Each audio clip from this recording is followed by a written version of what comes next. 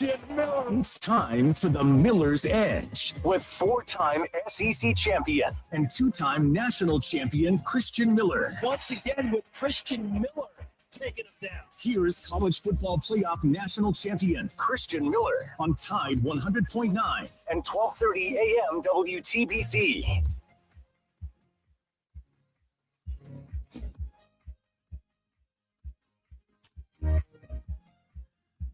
And welcome into this Thursday edition of the Miller's Edge, Tide 100.9, 1230 WTBC. Hope everybody's doing well. Hope you guys are ready to talk a lot about Alabama football. Spring practice number 3 is in the books. They just wrapped things up over in the indoor facility at the Malmore Complex. And that also means we'll get to hear from some offensive folks today on the schedule. You've got Ryan Grub speaking to the media, doing a press conference. It should be going on here any minute now. So we'll try to carry that live the best that we can. Plus, you will have player interviews as well, and those will be offensive players expected. So don't know exactly who is going to be up there.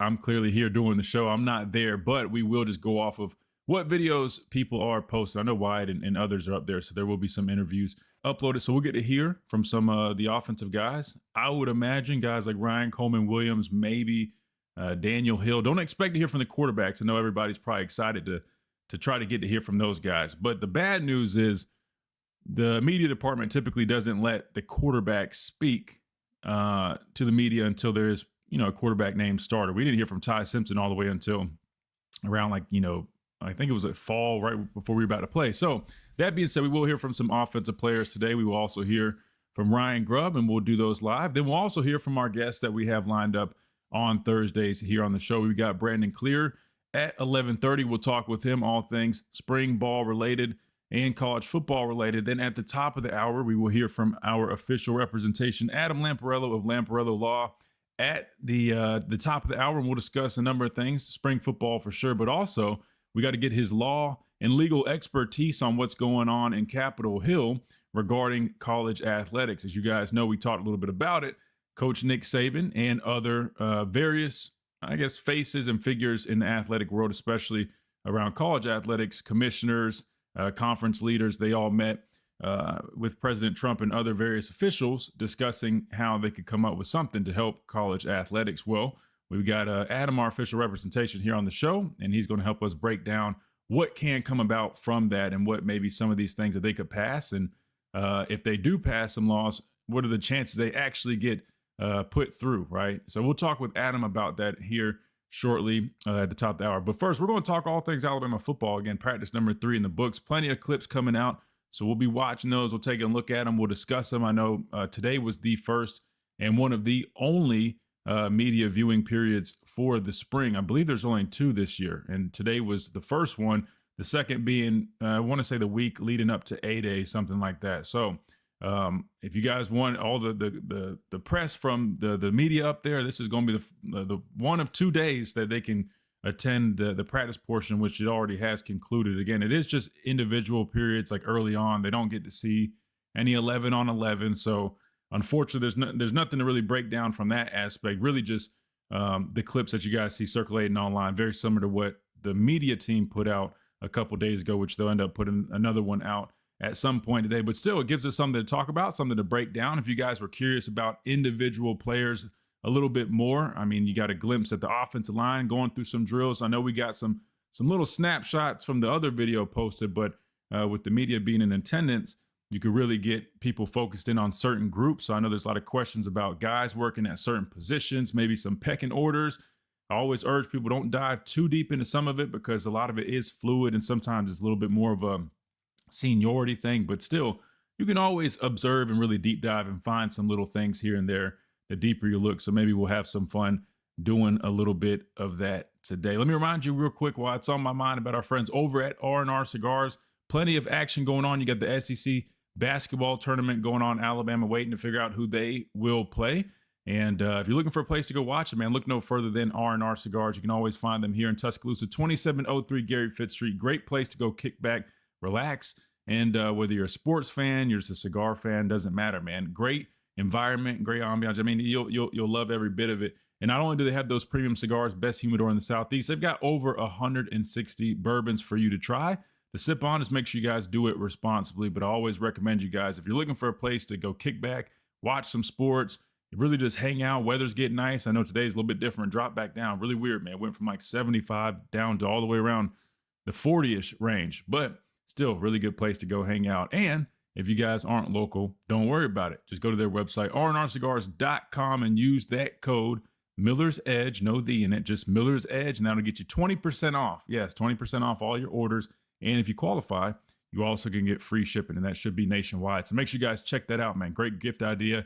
If you guys like a nice cigar here and there, you can always get some big discounts over at rnrcigars.com with that code Miller's Edge. Again, that is R&R Cigars, the official cigar provider of Alabama football since 2014. We got plenty of time. Before we dive into a lot of this football talk, I'm going to make sure we haven't seen anything in terms of Ryan Grub being uploaded, because we got to get to that interview before we get to Brandon Clear. Then we'll see who else is speaking to the media. But Chase Reed, I know you guys are behind the glass. Well, I looked this up real quick. I didn't throw this out here yesterday, but I'm really just curious y'all's thoughts. Bam in the NBA, right? He just set the record for I guess second most points total in a game. There's a lot of people that felt a type of way about it. I know he surpassed Kobe in that 81-point performance. He dropped 83. A lot of people were kind of skeptical about the way he did it, the number of field goals that he took. The team they play, they're playing the Wizards, man. What do you guys think of that? Chase, Reed, you guys think it was legit? You think it still is all, every bit of it counts, even though there's a number of factors that a lot of people are trying to throw out there? Again, Bam Adebayo, he dropped 83. He set the record for the second highest most points scored. But what do you guys think of that, man? Y'all think it's legit, or you're not counting? You're putting an asterisk by it?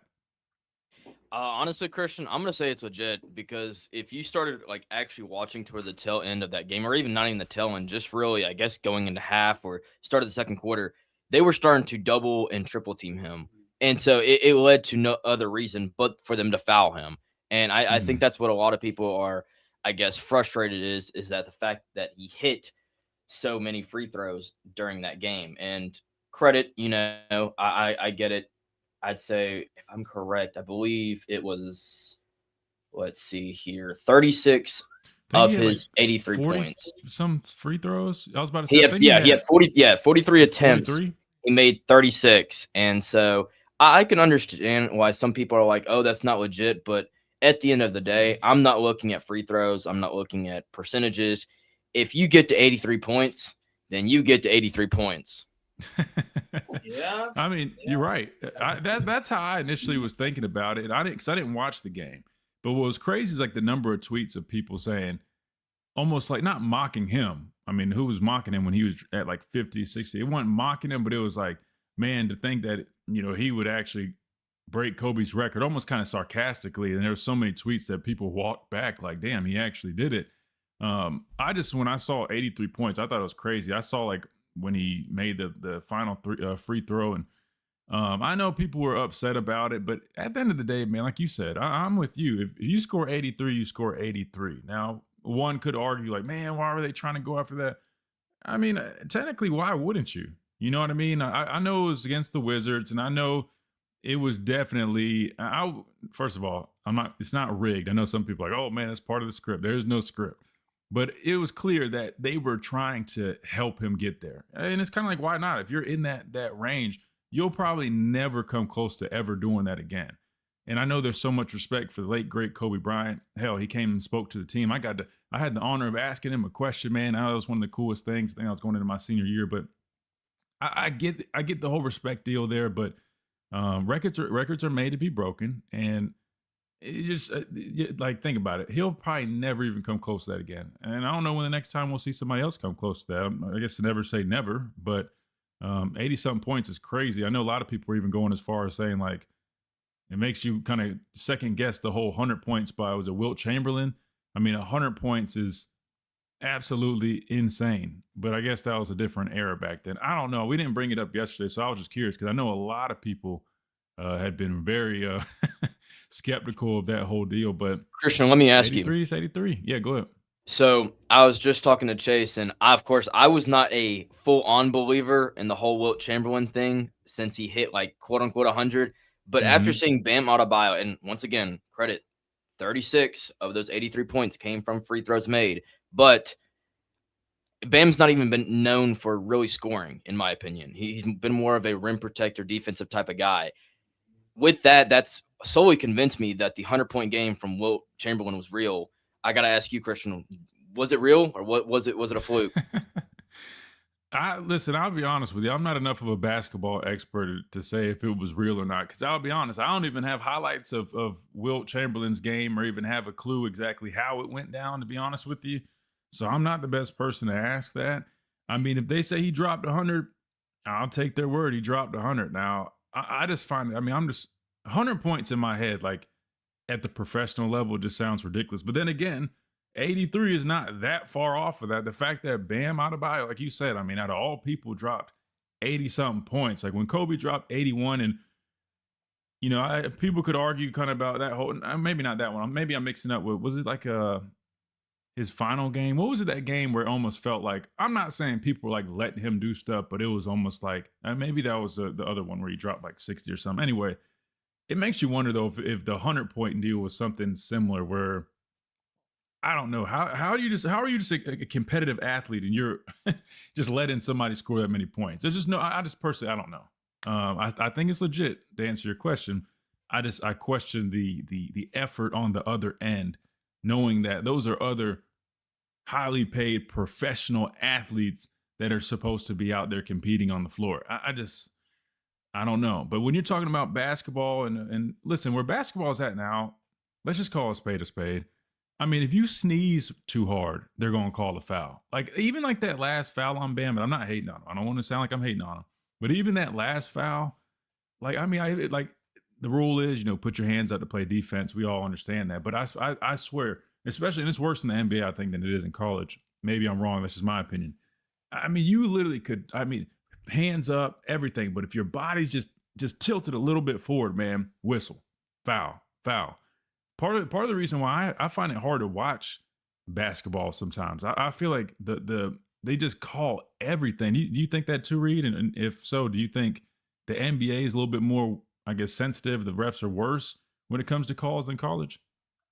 Yeah, I think so. I'm more so when I'm thinking college hoops, it reminds me of full like physicality is one of the main components of the game. Now, credit, there are certain players that, you know their way. Like the first one that comes to mind that's more prominent here was Mark Sears. You know, I think he found a way to use his size, a little bit undersized, to his advantage and get to the line. But when it came to the NBA, I mean, there's some instances where I'm like, okay, like I can understand that, but for I guess the majority, I would say, yeah, I feel like there would be more fouls drawn in the NBA than there is in college. But you are also credited an extra foul. Like if I'm correct, you foul out at 6 in the NBA, while in college you foul out at 5. It's probably a reason. If they're, I'll be honest, I think you're right, but clearly I'm not the biggest basketball expert here. But yeah, the NBA is just sometimes it's annoying, man. Just it's free throw after free throw, and I just almost get annoyed to a certain extent. Let's do this, guys. Let's go ahead and hit this timeout real quick as we await Ryan Grub. He might be speaking. I don't think there's anything live just yet, but we'll have it coming up here in a second. So hopefully when we come back, we'll hear from offensive coordinator Ryan Grub. First time speaking to the media since last season, outside of a quick little 2-minute deal, I think, at a little event this offseason. But I'm really excited to get to hear his thoughts on really a number of things. Hopefully, we get some good questions out there. I know Wyatt mentioned yesterday maybe asking about the running game, kind of, where he felt that responsibility lied in terms of the lack there of it. So hopefully we get some good questions out of this interview. And plus, we will get to hear from some other players, offensive guys on that side of the football. So all that coming up right here on the Miller's Edge. Tide 100.9, 1230 WTBC. Don't go anywhere. Quick timeout. Ryan Grub press conference when we come back.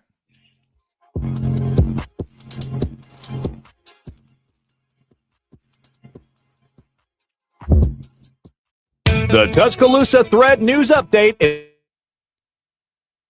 Crow got banged up. Nah, he was just limited. I don't think he got banged up today. He was just limited. Might have just been like a little soft tissue thing or something. Who knows? I don't see it being anything other than a soft tissue injury, given that they haven't even had pads on. But yeah, I think he was just a little bit limited. Just think if Shaq could have hit all his free throws, he would have had a record.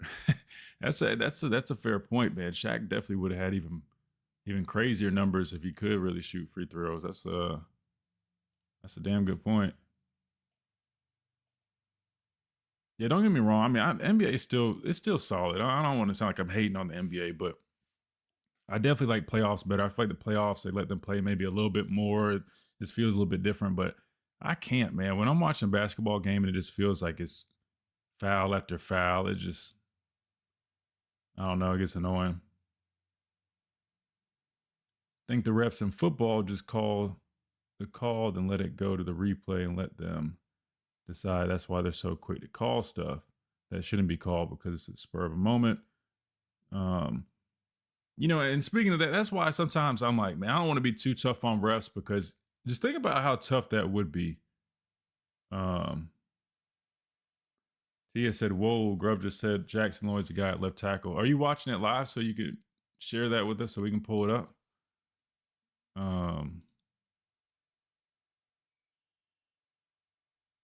Let me see. Oh, JT, I appreciate that, man. He said some of his favorite content creators. He tagged us in there. I appreciate that, brother.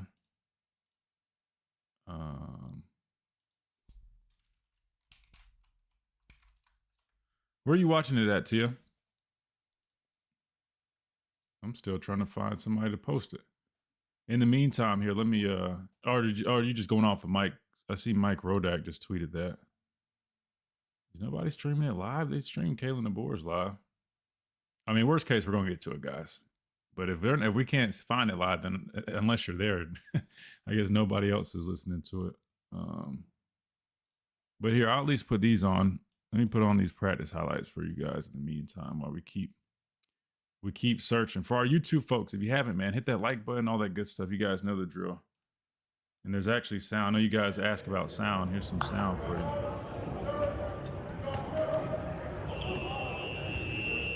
Got Ryan Coleman Williams rocking the 1. Derek Meadows. He reminds me of my roommate. You guys remember Derek Heath, play wide receiver?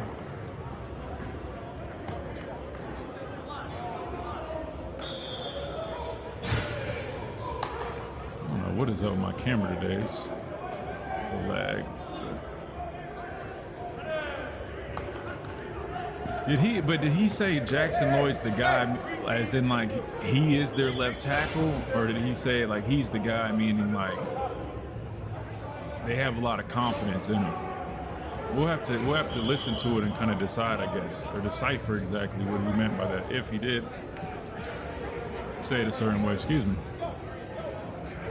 All right, I'm gonna turn the sound off because we're coming back, but I'm gonna leave it playing for you guys on the stream.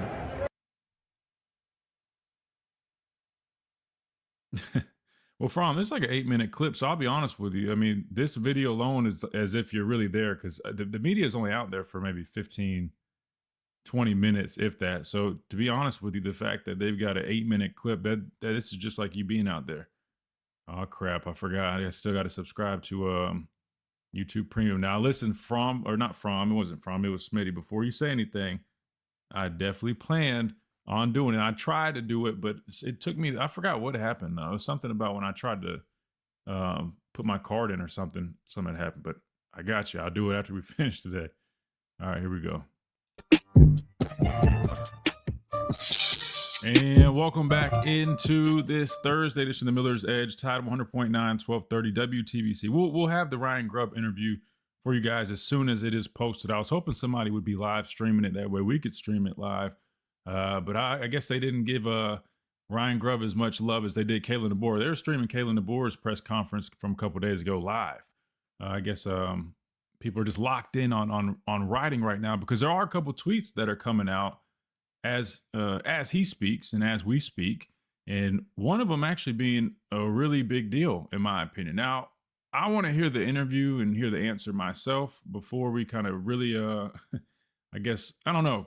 But this is what we're talking about right now. So several media members that are up there right now listening to the Ryan Grub press conference have just tweeted out that Alabama offensive coordinator Ryan Grub, this one comes from Mike Rodak, says Jackson Lloyd is the left tackle and there's no competition at that spot. So I guess he just actually clarified that whole deal. So I was thinking initially it said something like Jackson Lloyd is the guy.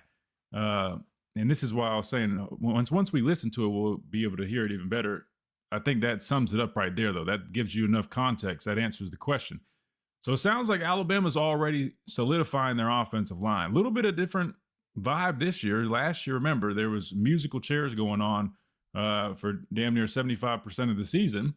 This time around, it sounds like 2 practices in, they've already solidified and established their left tackle. Very interesting to me, if I'm being completely honest with you guys. I mean, for you to be 2 practices into the spring and a guy that was not a returning starter last year and you bring in a number of players, that's very interesting. However, I think this kind of gives us it sheds some light on maybe their thought process if you go back to the transfer portal, right? Because think about it. A lot of people were, adamant needs to go address their offensive line via the transfer portal.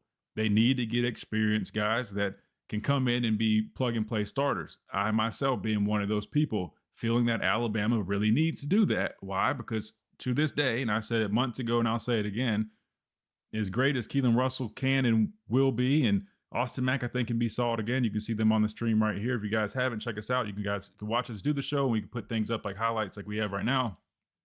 I'll say this. We'll only be as good, just like I said last year, as the offensive line. And that came to be true.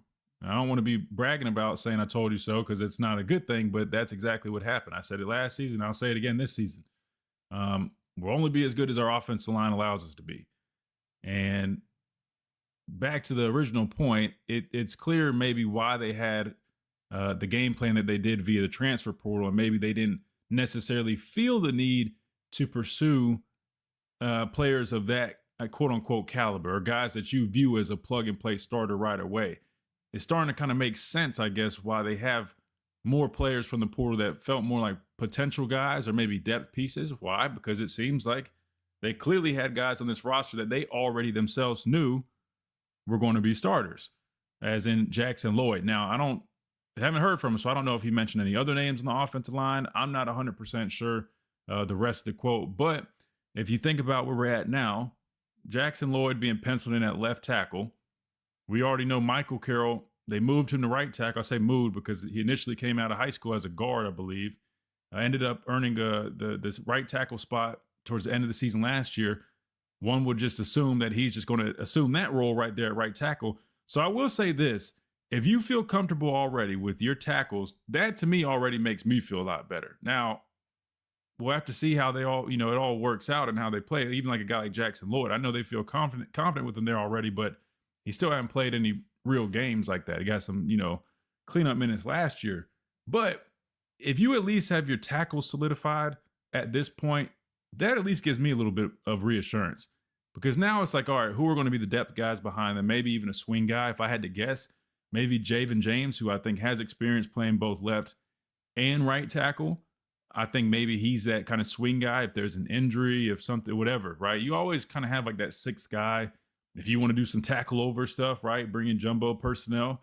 Maybe Javen James is that guy. But as it sits right now, through 3 days, I said 2 days. Through 3 days, Jackson Lloyd has been named allegedly the starting left tackle. So very interesting stuff there. Now, I guess that transitions to the whole interior group, which is a big deal too. Center and both guard spots.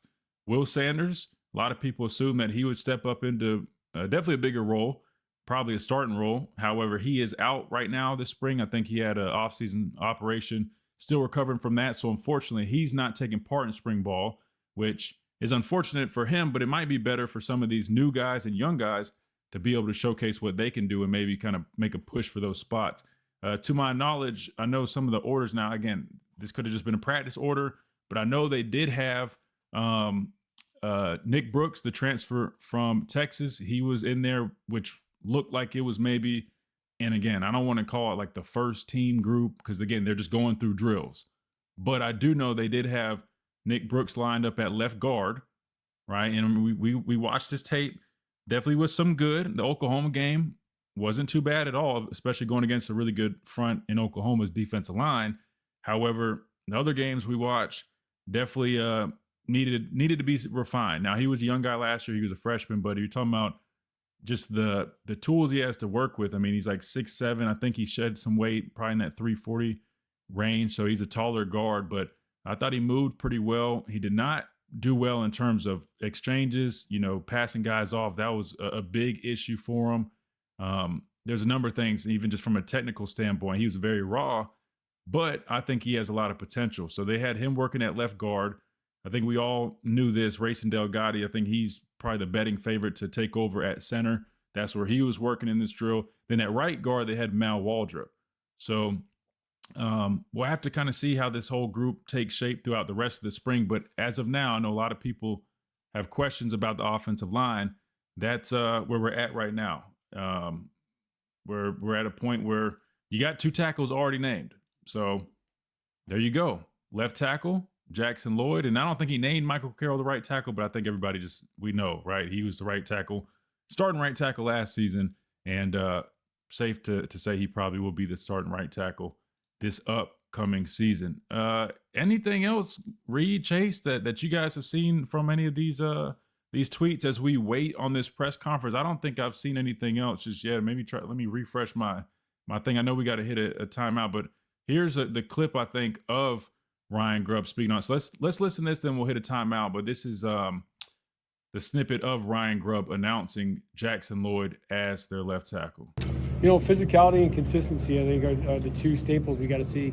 Guys being able to execute the game plan and understand the importance of running the ball. And I think that fundamental, belief begins in the spring.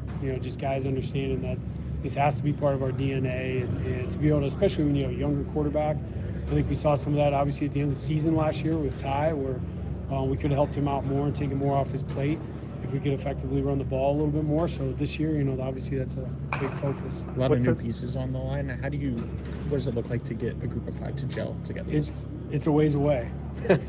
I'll say that. I think that's one of the biggest challenges, like for Coach Clem or any line coach. I think during the spring, when you're really trying to, especially with so many new pieces, you're trying to find out who the players are, who the guys are, and then trying to get some semblance of gel to happen. But it starts with Jackson and Michael, and then really the center position. Racing Delgatti's been doing an awesome job at center. I think he's really taking the reins quickly. So excited to see him out there. But Jackson Lloyd's one guy, just on the football field, like forget OD, whatever. He has really stood out as a guy that we're going to be really excited about as our left tackle. All right, so I guess that's what they're using to quote. He said we're really excited about as our left tackle. Reed, the tweet read it a little bit different. The way he kind of just capped that off. I mean, do you think that's enough to say that he is the starting left tackle for sure? I guess that is what he's saying, but I don't know. It's interesting. Maybe he elaborated and that just wasn't in that clip. Yeah, and I guess we'll see. But I think really I liked how he started, because you would have thought it would have been, and maybe this is just him just saying it, but Michael Carroll I think is the one guy on the offensive line I think we all is going to be on the starting spot, right, on one of those starting 5. But the fact that he said Jackson and Carroll, right, as if those 2 are solidified, that makes me think that he's got that starting spot already. Which kind of like you pointed out too. I want to cut you off real quick, but to be fair, we got a quick little answer here, man. It says Ryan Grub on how close the left tackle battle is behind Jackson Lloyd. He said it's not. He's the guy. So it just it wasn't in that clip. So I didn't mean to cut you off, but before let you keep going down that road, I found the answer right here. That's why I was saying it. I wish we had the whole clip, or the whole interview, which you will have in about 5-10 minutes. We're going to talk with Brandon Clear in a second, but we'll hear the whole thing. But yeah, so that he has confirmed. So they have their left tackle in Jackson Lloyd. And like you said, Michael Carroll, I don't know if he necessarily doubled down the way he did with Jackson Lloyd, but I think if you're doubling down on Jackson Lloyd at left tackle, I don't see how you don't acknowledge Michael Carroll being the right tackle, given he actually started and played the position last year. Did a damn good job. Was a freshman All-American, if I'm not mistaken. So that's good news to me. That's a very good sign. If Alabama feels they have their 2 tackles this early in the spring, now you guys got to let those guys rep it out, get more experience. Now, when I say experience, I'm talking about practice experience, but still, that still is worth something, right? Let them get all those first team reps, right, with all the good on good, and just let them really soak in that position and find out who the interior guys are. He mentioned Racing Delgatti, so I think just like everybody assumed, bringing in a center from Cal Poly, I know it's a smaller school, but a guy that's played a lot of football there, he was going to be the guy. It sounds like it's trending that way.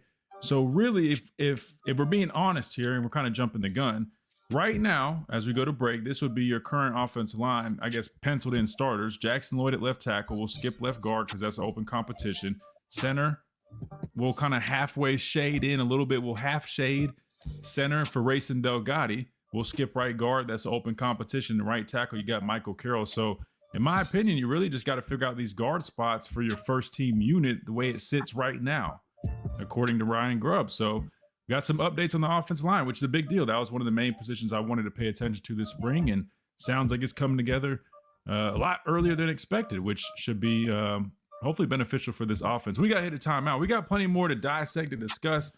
Had media up at practice today. There's plenty of clips, plenty of interviews we'll get to. We got Brandon Clear coming up next. We got our guy Adam Lamparello of Lamparello Law at the top of the hour. And the Pastor Payne's supposed to be coming back. So we got a busy day here on the Miller's Edge. We're just getting started. Quick timeout.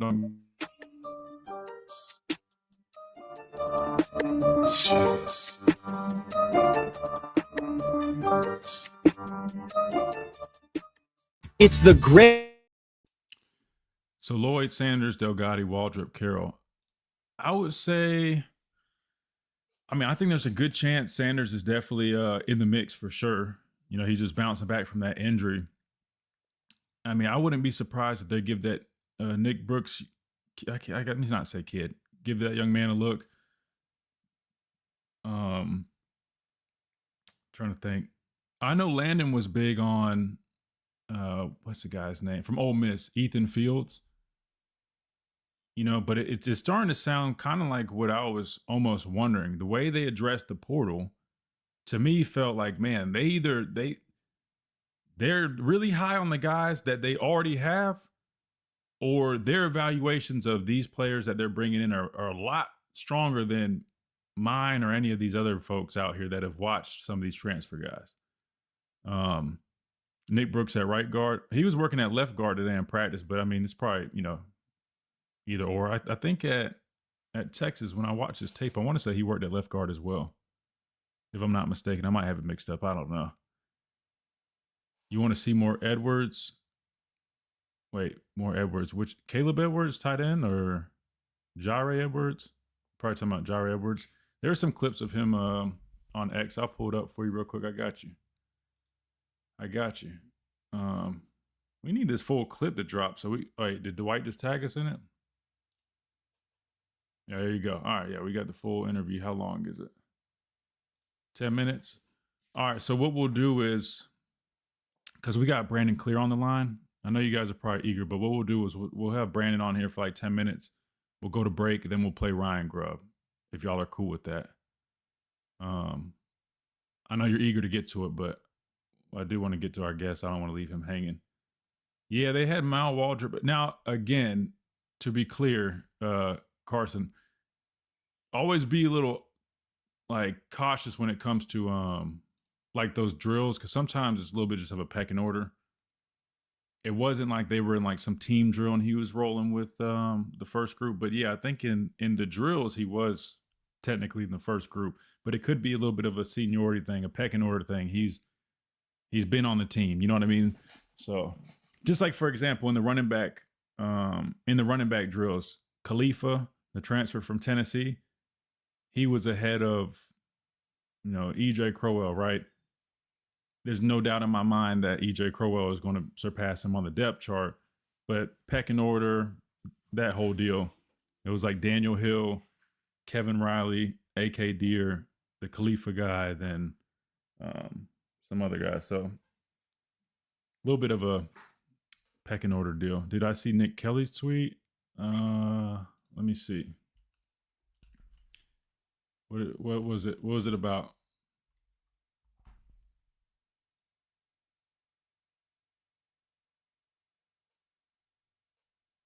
The way Ryan Grub talked, 3 offensive line starters are expected to be Jackson Lloyd. Yeah, so that's basically what we just said.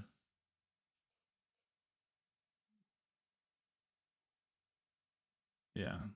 So basically just reiterating what we were saying, that you got both tackle spots pretty much penciled in. Center, I think it's safe to just go ahead and pencil that one in. That's why I was shocked when a lot of people were thinking that the guy from Michigan that transferred here, the not Haywood guy, what's the other one? A lot of people were saying like he was going to like maybe start at center. I didn't see that. I mean, I watched this tape and I don't know. And welcome back in to this Thursday edition of the Miller's Edge, Tide 100.9, 1230 WTBC. All right, we got to go to the phone lines here. We got our first guest of the day. We got our guy Brandon Clear, former Clemson wide receiver. Brandon, hope everything is well with you, man. A lot of football to talk about. Spring ball finally here, man. How's everything going, brother?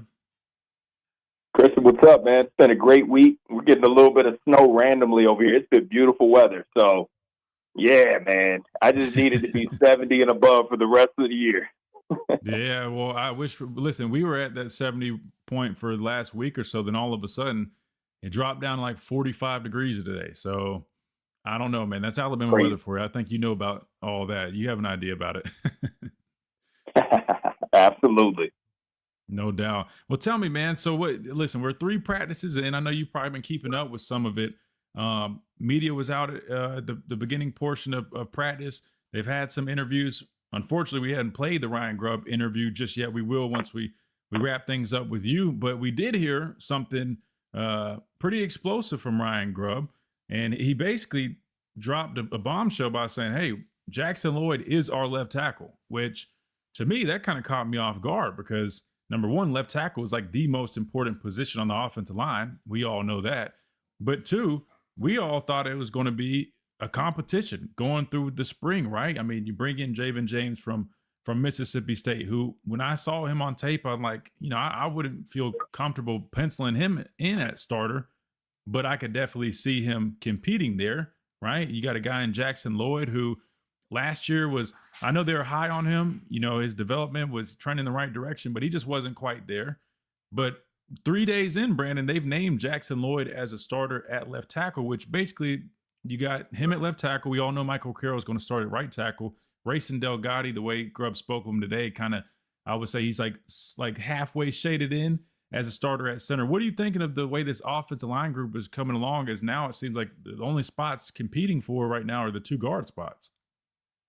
Yeah, man. Jackson Lloyd must have slapped somebody upside the head, body slammed. I'm not even, being look. But they haven't even put had pads a lot on. Of playing. Listen, they have not even put pads on.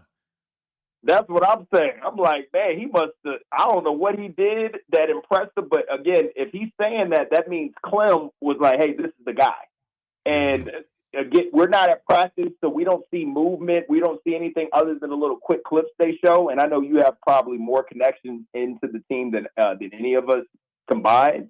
And I'd be really curious. Again, Grub, I think now that Coach Cap is gone, you can tell that he's like, I've got to say on what this is going to look like, but it's going to be in collaboration with Coach Clem. Coach Clem has a fresh set of eyes.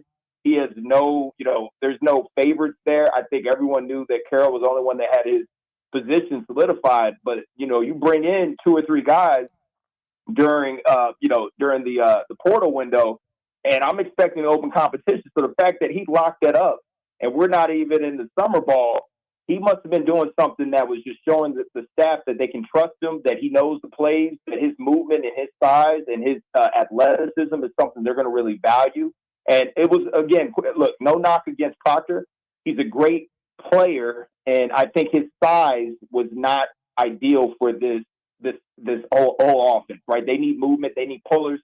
That's not Proctor's game. Proctor in that scheme would be better served being a guard. And so if he had decided to come back another year, we know he's like, you're not taking my money, so it's not like he was going to move position. I think they were happy to see Proctor go, even though I wasn't. I think he still could have benefited from another year of experience. But now they've got the guys that, again, to me, Jackson Lloyd reminds me of the tackle from Georgia, and you could just see his movement skills. It wasn't always consistent, but you saw what that athleticism and size can do for you in the run game. And so in pass pro and all those things that, this team is looking to get better at. So, again, they don't have pads on, Christian, but he must have hit something that really impressed the coaches for them to say it's locked up. And I would love to see what that is. So, let me know what you find out. Yeah, no, I mean, trust me. I mean, as soon as I get some pads on, I'll definitely go and watch, at length kind of what they got going, because I am curious. I mean, to not put pads on and already claim an offensive line role, to me, I'll be honest with you, that's a little unheard of. So I don't know. Maybe there's some type of off-season commitment to the guy, like, hey, man, don't hit the portal, man. You're our guy. Hell, to be honest with you, I don't know. But the more I think about it, I'm like, if you lock that position up with no pads on yet, I don't know. Either the other guys, I don't know. That's a really good point. Now, it makes me wonder, I mean, could that change? I mean, I don't know, man. That's just, I don't know. It's different. It's a little interesting to me. That is, Christian, your reaction is what somebody reacts to, like on Love Is Blind, where you just like, hey, I'm committed, I'm locked in, and you see that baby coming down the aisle, you're like, hold up. Yeah, I'm right there with you, man. I'm just like, he don't even have pads on. What was he doing? Backflips? Like, I really would like to know. Yeah. I mean, because movement is one thing. I mean, it's one thing to see a guy move and say, "Hey, man, yeah, he looks good," or that kick step, man, he's really playing well in space, or man, we're running some pin and pull, and this guy, he is so impressive with his footwork, and that's one thing. But I'm like, damn, like, bro, football is played with shoulder pads and a helmet, so to lock a position up at offensive line that early, honestly, to me, that sounds like they went into the season already saying he's our guy, and they just had the game plan of in the portal, like, we'll get some depth pieces, some guys that can maybe compete, for, I guess, insurance purposes. But they must have already had, not must have, they clearly already had him as a starter even back in the portal period, which it makes sense now, because you don't name a guy a starter that fast if there was a true competition. It sounds like there really wasn't a competition at left tackle in the first place. I want to ask you this, Brandon, as we continue talking about day 3, which is in the books. We'll hear from Ryan Grub here in just a moment. Sticking with the offensive side of the football, man, you look at these two quarterbacks, they're battling it out. I know we've been talking about it, but through 3 days, I mean, I don't think there's any quote-unquote movement just yet. But when Coach DeBoer was asked about both guys, he spoke extremely highly, extremely high on both guys, and was very pleased with what he's seen, man. I know we're only 3 days in, but have you had any more thoughts on this whole quarterback battle, and maybe one being not a better option than the other, but the whole experience versus the young talent thing, and anything that's kind of, I guess, I don't know, come to you with that? I know there's been a bunch of clips of these guys throwing. Maybe you saw some clips, anything with the quarterbacks from your end?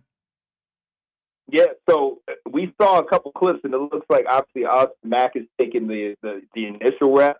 So typically there's four reps per, right? So they probably split it 2 and 2. And then Keelan might pick up maybe 1 or 2 reps with the second team, and they just keep flowing up. So again, I think most people, if you were looking at it, most people are leaning Keelan because of just, you see the ceiling is a bit higher. He has a natural feel for the game. He has, his arm talent. Mac has very similar traits in my opinion, but he's just bigger. But Keelan has something that just reminds me of Jaden Daniels, and he's just different. When you just see it, he looks different. And, sometimes, no knock against the tall quarterbacks, but those bigger quarterbacks, they sometimes struggle. And, I think that, Josh Freeman, I don't even know if you remember that name. He was a guy that was real toolsy. He played, I think, Kansas State. He was a first-round pick that went to Tampa, I think. And he had all the tools. And so, to me, Mac is very toolsy. He has, I think, a great feel. I mean, he's been in the system for quite some time, even going back to his Washington days. You see he's comfortable in there. And from what I hear, just in general, they say he's a great team guy. So I think a lot of people that are jumping on the Keelan train, I'm one of those folks. I think that we have to be very cautious about it because I think Matt has waited his time. He understands the offense. I think he'll have a certain confidence going in there. That, live game refs, he's had more than Keelan, even though it may not be as much that would cause that much of a discrepancy that, you would say that Keelan doesn't have a chance. And, but if all things are equal, I'm always about going with the younger guy over the older guy. That's just me when all things are equal. And in this instance, if Mac had a year starting experience, I would say, hey, I get it, all things are equal, but they're really not because he's got that additional year on his belt. I'm going with the true senior guy, the senior level guy. Mac may be older, but, he doesn't necessarily have all this game experience that would, push me to think that Keelan doesn't have a legitimate chance. So this will not be determined in the spring. It most likely will come down to even maybe the first or second game. I don't think they'll have it. I think Mac may end up getting the start, but I would say that trust that they may have it to where he runs a couple of the, open reps, and then all of a sudden they switch to Keelan and see what he does and how the team reacts to it. So, I think the team dictates who's going to be the starter, not even always necessarily the coach. Because the coach could have somebody in their mind that they think is the best option, but if the team is not following that guy, if the team doesn't respect or feel as though that they actually have the juice to be able to perform, then the coach will always go to the guy that has won the team over. And that was one of those things that you just constantly see over the years. And they were like, why are they sticking with this guy? Why are they going, this guy's more talented? It's like, yes, to you, they're more talented, but if they lose the locker room because they're going with someone that the team is fully behind, there's going to be an issue. And you saw that, look, Nick Saban has been at it for years, and he's been one of the great feelers of when to switch, right? When he did it with Tua. And, everyone was trying to figure out why why didn't Tua start earlier? He just had a feel of like the timing is right now.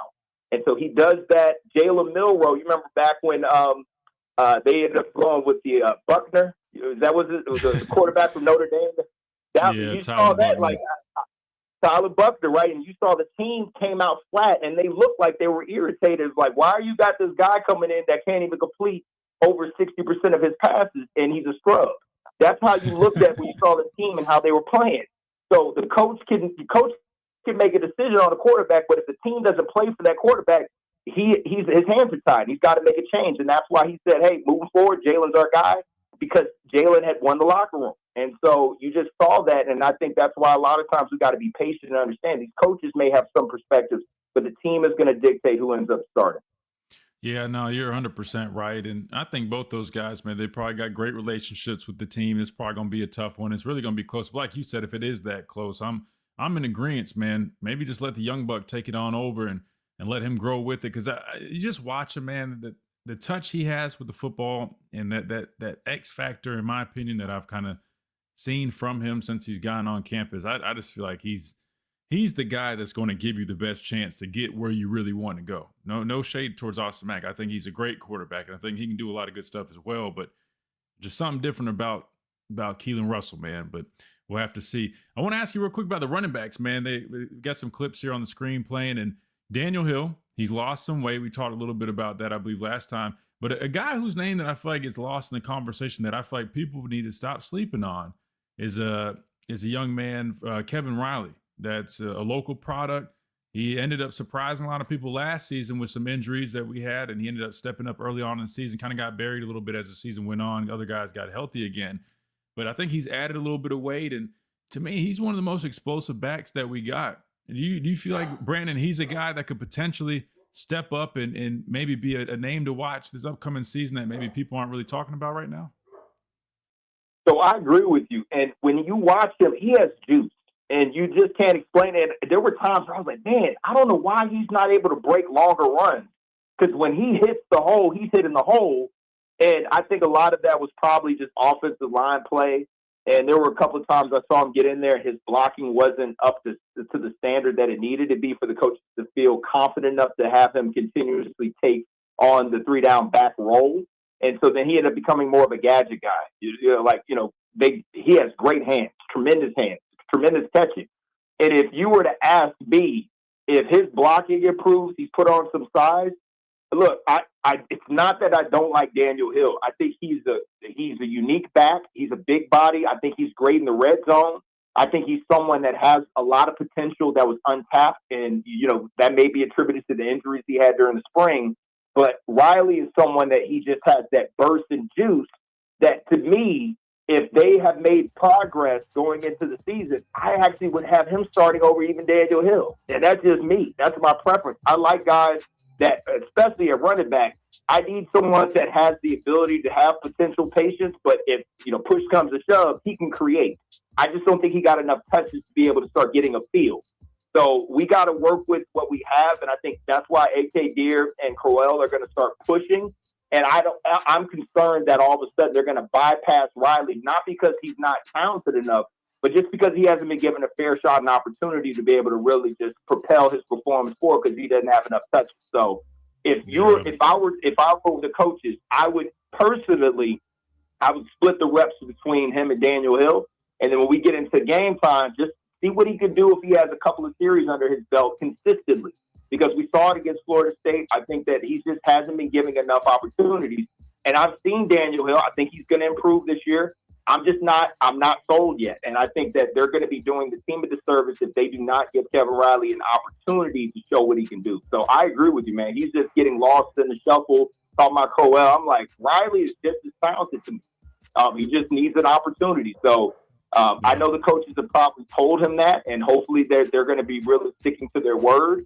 And if he's improved the way I think he's going to improve, don't be surprised if he makes a little push past Daniel Hill. I'm calling it. Yeah, no, I wouldn't be shocked. I mean, he has some juice to him, man, and I think that's kind of what we've lacked a little bit at that position. Him adding a little bit of weight. He ran bigger than he was last season, so I think that extra weight will definitely help him out as well. And I think he's a guy to keep an eye on. He's not being talked about a whole bunch, but I think that might be a mistake, man. He might be somebody to pay a little bit more attention to. Brandon, we appreciate you, man. I appreciate you being patient, man. Went a little bit over on that prior break, but thank you so much for always joining us, man. Always great to get your insight, man. I look forward to doing it again next week, man. I appreciate you, brother. Hey, stay blessed and roll tide. Yes, sir. You too, brother. Roll tide. Good deal. Our guy, Brandon Clear, who joins us every Thursday, former Clemson wide receiver. Great guy, man. Really insightful stuff that he always shares with us, and we appreciate him taking the time to join us on Thursdays here on the Miller's Edge. We got to hit a timeout. We come back. We keep on rolling. We got some more practice updates we'll talk about. We'll hear from Ryan Grub, and we keep on moving right here on the Miller's Edge, Tide 100.9, 1230, WTBC.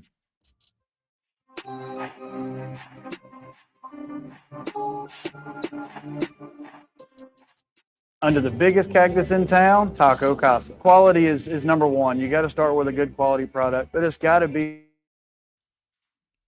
Crowell and AK have a better chance of being 3-down backs more than anyone on the roster. I mean, if you just kind of look at their body type, skill set, I mean, I think it's a little quick to say that about Crowell. If you go off body type, 100%, but I mean, he's got to prove that he can, excel in pass pro, which I believe he will. I'm just saying, you know what I mean? It's a little early to say that without seeing him do it. They haven't had pads on, but I think you got to go back and rewatch Kevin Riley, man. I know he's smaller, but I mean, he wasn't afraid to, put his head in there a little bit, man. And I think the more he develops physically, I think he can definitely be a really good football player. I mean, there he is right there. I know, like Brandon said, unfortunately, you can tell he looks like he's gotten a little bit bigger, put a little bit of mass on. I mean, I'd argue, AK might have a little bit more of a build that's suited for that, but I would argue Kevin Riley, even with him being smaller, he ran it behind his pads better than almost everybody else in that room at times. And he was the smallest one. No, Jake, defense is tomorrow. So defense, Kane Womack and defensive players will speak tomorrow. It's only offense today. But I got to think about this time. Let me see. I guess we can just watch it with Adam. Maybe we'll just do that. Maybe we'll just let Adam kind of hang out while we listen to Ryan Grub, because I know we need to play that. He would use his hands on blockers and wait and shoot the gap. Every back on the roster from last year was bad at pass pro. Nobody was impressive.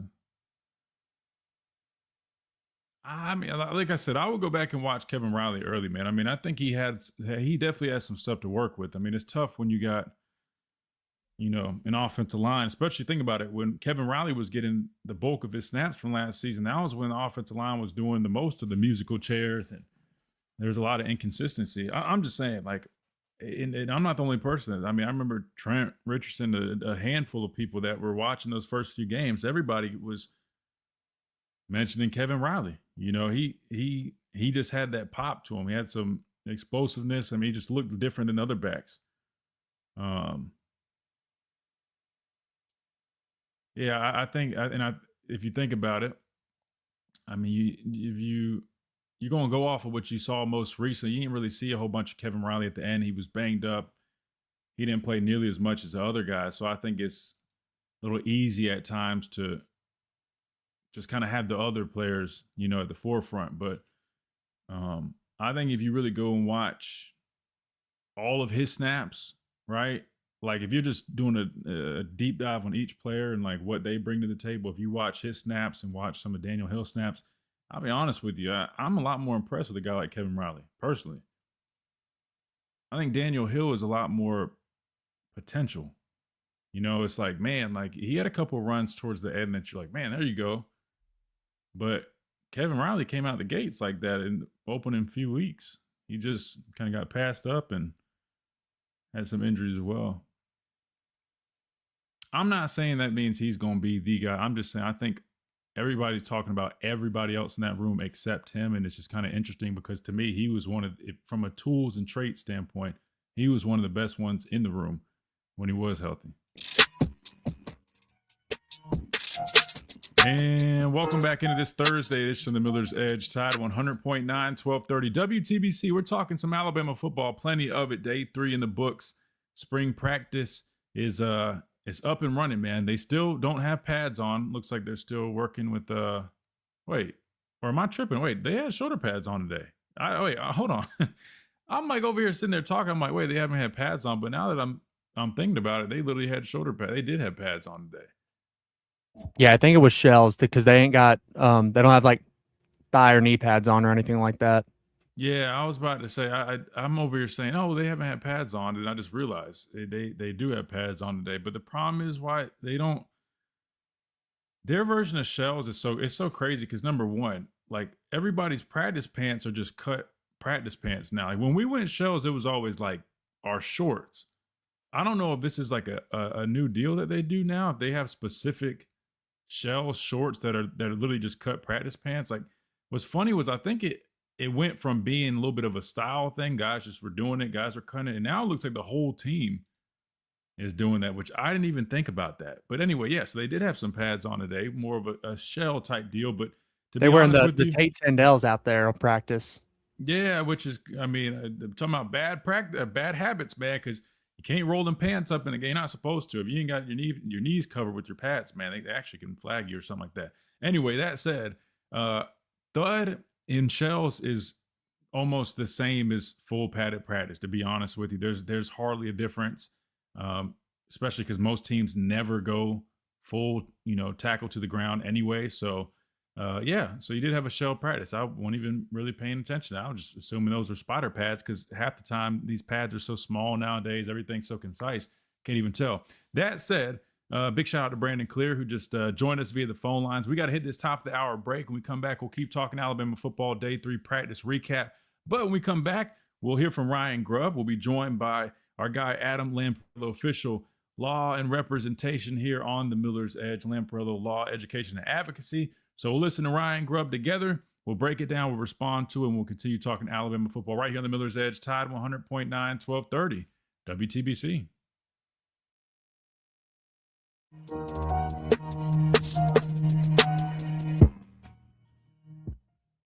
Do you have cracks or potholes that are dragging down your property's appeal? Hey, I'm Chris.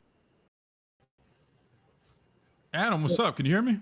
Yeah, I can hear you. How you doing? New paving. Good, man. Doing good. Can't complain. Let me see. I'm gonna try to put this. If it's all right with you, we're gonna play this Ryan Grub interview when we come back. We kind of ran over. Now it's gonna be like 9 minutes, so it's kind of long. But I figured we can just listen to it together. Yeah. And then we can kind of respond to it because the goal was to play it early, but we didn't get it uploaded until really about 15, 20 minutes ago. And we had Brandon on, so I was like, all right, we'll have to just probably watch it with Adam. But it'll be good though. So we'll hear it together. I don't know if you heard so far, but they already penciled in Jackson Lloyd as left tackle. Yeah. So. And Carroll too, I think. Did they pencil him in? Yeah, you can pretty much. It's safe to say that. I think he threw him in there as well. He was. I don't know if he was necessarily asked about. I think when he was talking about Jackson Lloyd, somebody followed it up, kind of getting him to clarify, and he really doubled down on it. But yeah, from what it sounded like, you got left tackle Jackson Lloyd, center Racing Delgado. Then we all can assume Michael Carroll, right tackle. So really, it's just the guard spot. So on one end, I mean, that's pretty assuring, right? That you feel that confident in the guy who's going to play left tackle, the most important position on the offensive line, through 3 days of spring practice. Now, I said without a padded practice. Technically, they had 1 day in shells. I don't know if that decision to label him our guy left tackle came walking off the practice field with the shells, where they did get to see a little bit of the physical aspect of it. But my whole deal was, it's very rare, Adam, to hear somebody be named a starter on the offensive or defensive line, hell, even linebacker for that matter. Yeah. Anywhere outside of a skill position, I guess, without really seeing them in a true padded practice scenario, let alone even like a scrimmage. You know what I mean? Like, that surprised me. Yeah, me too. And I think the biggest takeaway is it's pretty evident that was their game plan all along. And it explains why they didn't necessarily go after some of these, I guess, true plug and play starter type players that were in the portal. They felt that they had their left tackle all along. We already knew the right tackle, Michael Carroll. Seems to me that they might have been targeting more guards in that scenario and more so depth pieces or just competitive pieces at the tackle spot. So, yeah, I agree with you. I think you're right. Yep. Yeah, it makes sense. It's just interesting because, I mean, watching Jackson Lloyd last year, I mean, like in practice, he looked solid. Definitely could see that, he's a good athlete. He's going to be a good football player. But he did struggle, like Landon had pointed out, anchoring down, being strong at the point, when people are really, coming with power rushes.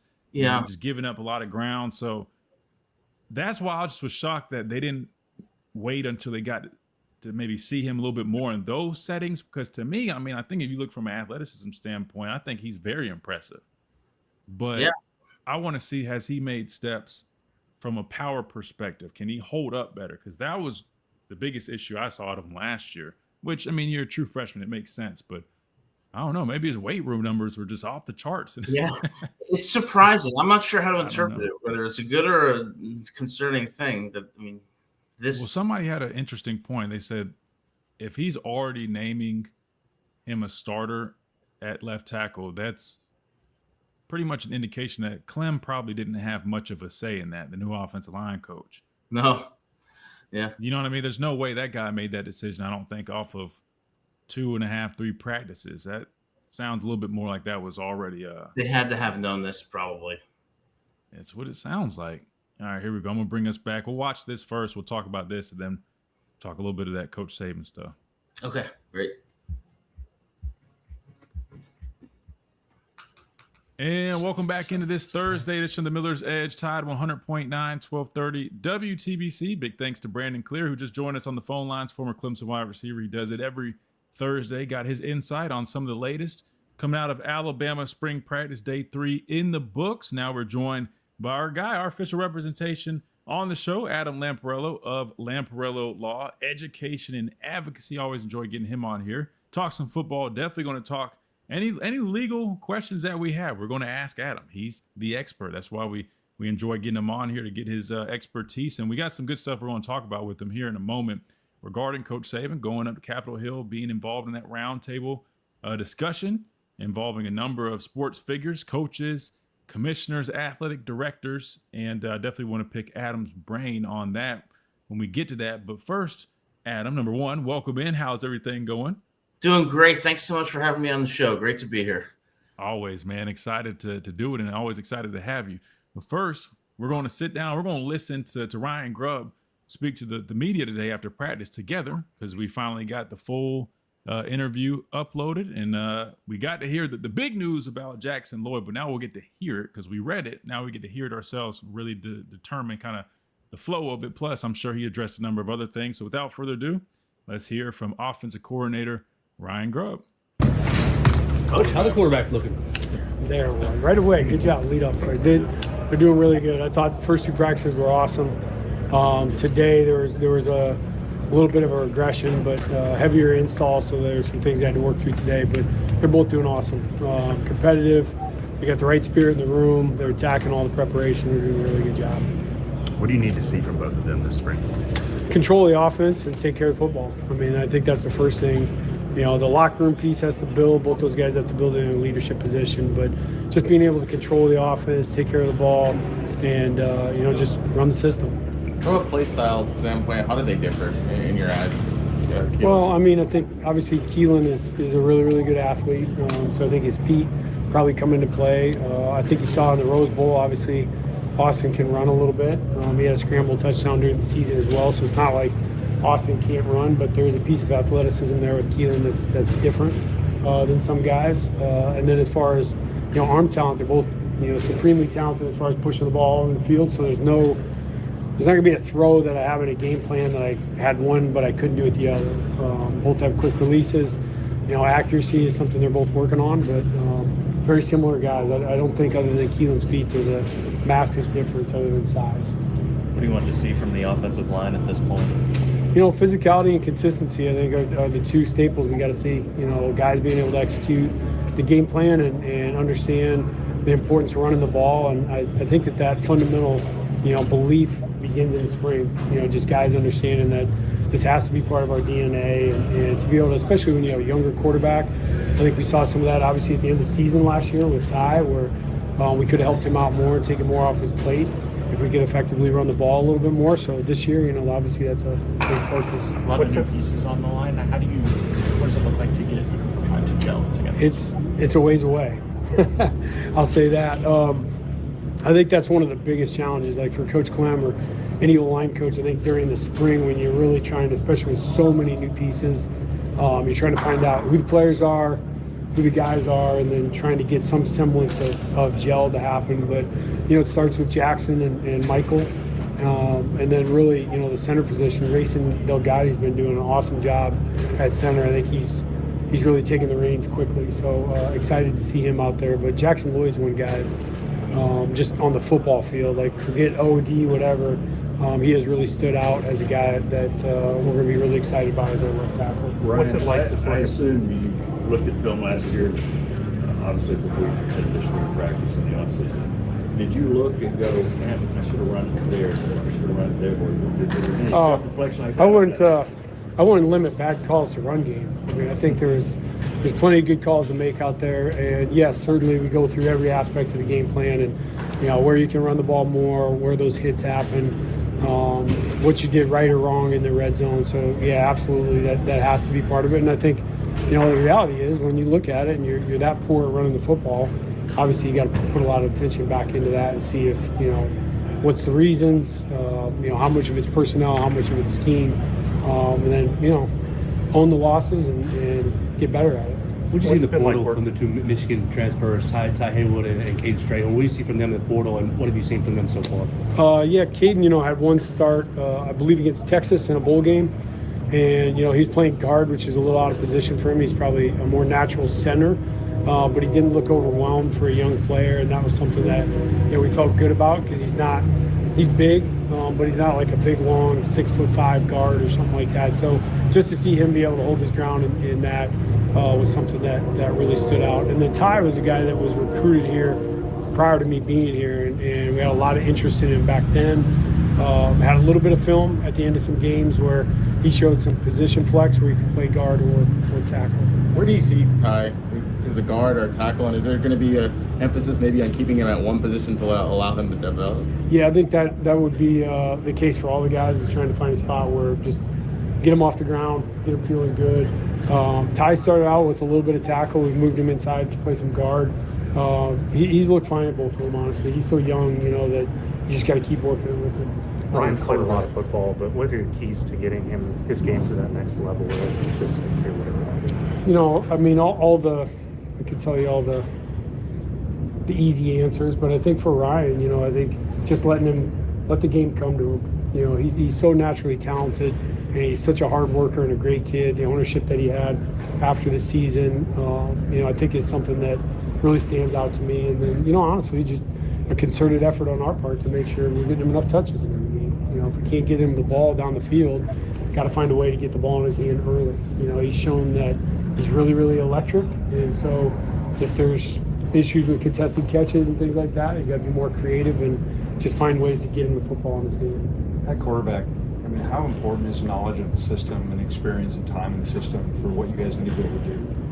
Well, it's important. It's very important. Obviously, Austin's in his third year in the system, and so you would think, just as far as ease of being able to run and have control, that should be advantage Austin.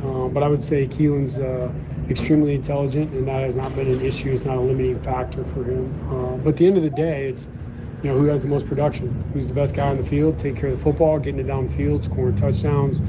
And both those guys are very capable leaders. So I think it's pretty even. But certainly, the guy that has the ease of being able to run that, especially with so many younger faces around them, they have to be able to make everybody right around them. A lot of new pieces, a lot of young pieces on this roster. I'm curious, as a coordinator, as you install your scheme and things like that, is it more moldable, for players to understand being young? I don't know, is that easier as a coordinator for install, or what is I don't think it's ever easier when you're really young, because there's just, experience matters. I'm not going to duck that punch, but what I will say is the type of commitment and urgency that all these guys have because of their youth has been really exciting, and the type of unity that we've already seen in the locker room and these guys together right now, there's nobody trying to budge in line, so to speak. They're all trying to own that. And I think that part, you just got to build on that. You got to let that catch fire and, let these guys, their youth and energy and how they want to play, their physical style is something that, you got to build off of. And then you just got to be realistic of what, you're able to schematically accomplish. Does it look or sound different at all with Coach Clem leading the offensive line out there now? Oh, yeah. Everybody. I'm sure it was different when I came here for Coach Sheridan. And, I think everybody has their strengths and weaknesses. I think Clem's an elite communicator at his drill work and does a really good job of transitioning drill work to skill. That's what really stood out to me when I was talking to him, is just his elite knowledge of being able to take drill to skill and then put it on the field and then quick adjustments on the fly. But yeah, he's a really good communicator. How close is the battle? You mentioned Jackson. How close is the battle at left tackle behind him or it's not with him? It's not. He's the left tackle. Yeah. You saw EJ Cruel during the media period. Didn't look like he was fully participating. Can you give us an update on him? No, we just soft tissue deal. He's okay. Just being cautious. We got another week coming up to make sure he's healed the right way. And it's a big spring for EJ, so we want to make sure he can get off to the right start. When we get back. So just probably being err on the side of caution. But he's looked great. He's done a great job. What kind of role do you think that he could fill for this team? Sky's the limit for him. I think that's a really, really competitive room. And I look at the guys that have been there, with Daniel and Kevin, that have been just even their preparation and their mindset right now is really different. Daniel looks great. He's hovering in the low 230s. Last year at this time he was probably in the 250s, and he just looks quicker, more powerful, sudden, and Kevin's got another step to him right now. So I think that competition in the room with those guys and AK Deer is really the whole room has gotten better. Is it the same at right tackle as well? You talked about Jackson being the left tackle. Is Michael the right? Yeah, Michael's the right. Now, Michael has probably more position flex than Jackson. If we ever need to make a move, I think Michael's a guy that could honestly play anywhere. But for us right now, it starts with those two guys, and everything else, we're moving into those other spots. So there you have it. That was offensive coordinator Ryan Grub speaking to the media post spring practice number 3. A lot of interesting things that he mentioned. Talked a lot about the offensive line, some of the young players that they have, attention to detail coming hopefully with the running game and trying to improve that aspect, knowing that is a critical factor going into this upcoming season. We're going to take a quick timeout, but when we come back, we're going to break it down and discuss it with our guy Adam of Lamparello Law Education and Advocacy, plus Pastor Payne. We got us a little party over here on the show, man. We'll have some fun when we come back right here on the Miller's Edge, Tide 100.9, 1230 WTBC.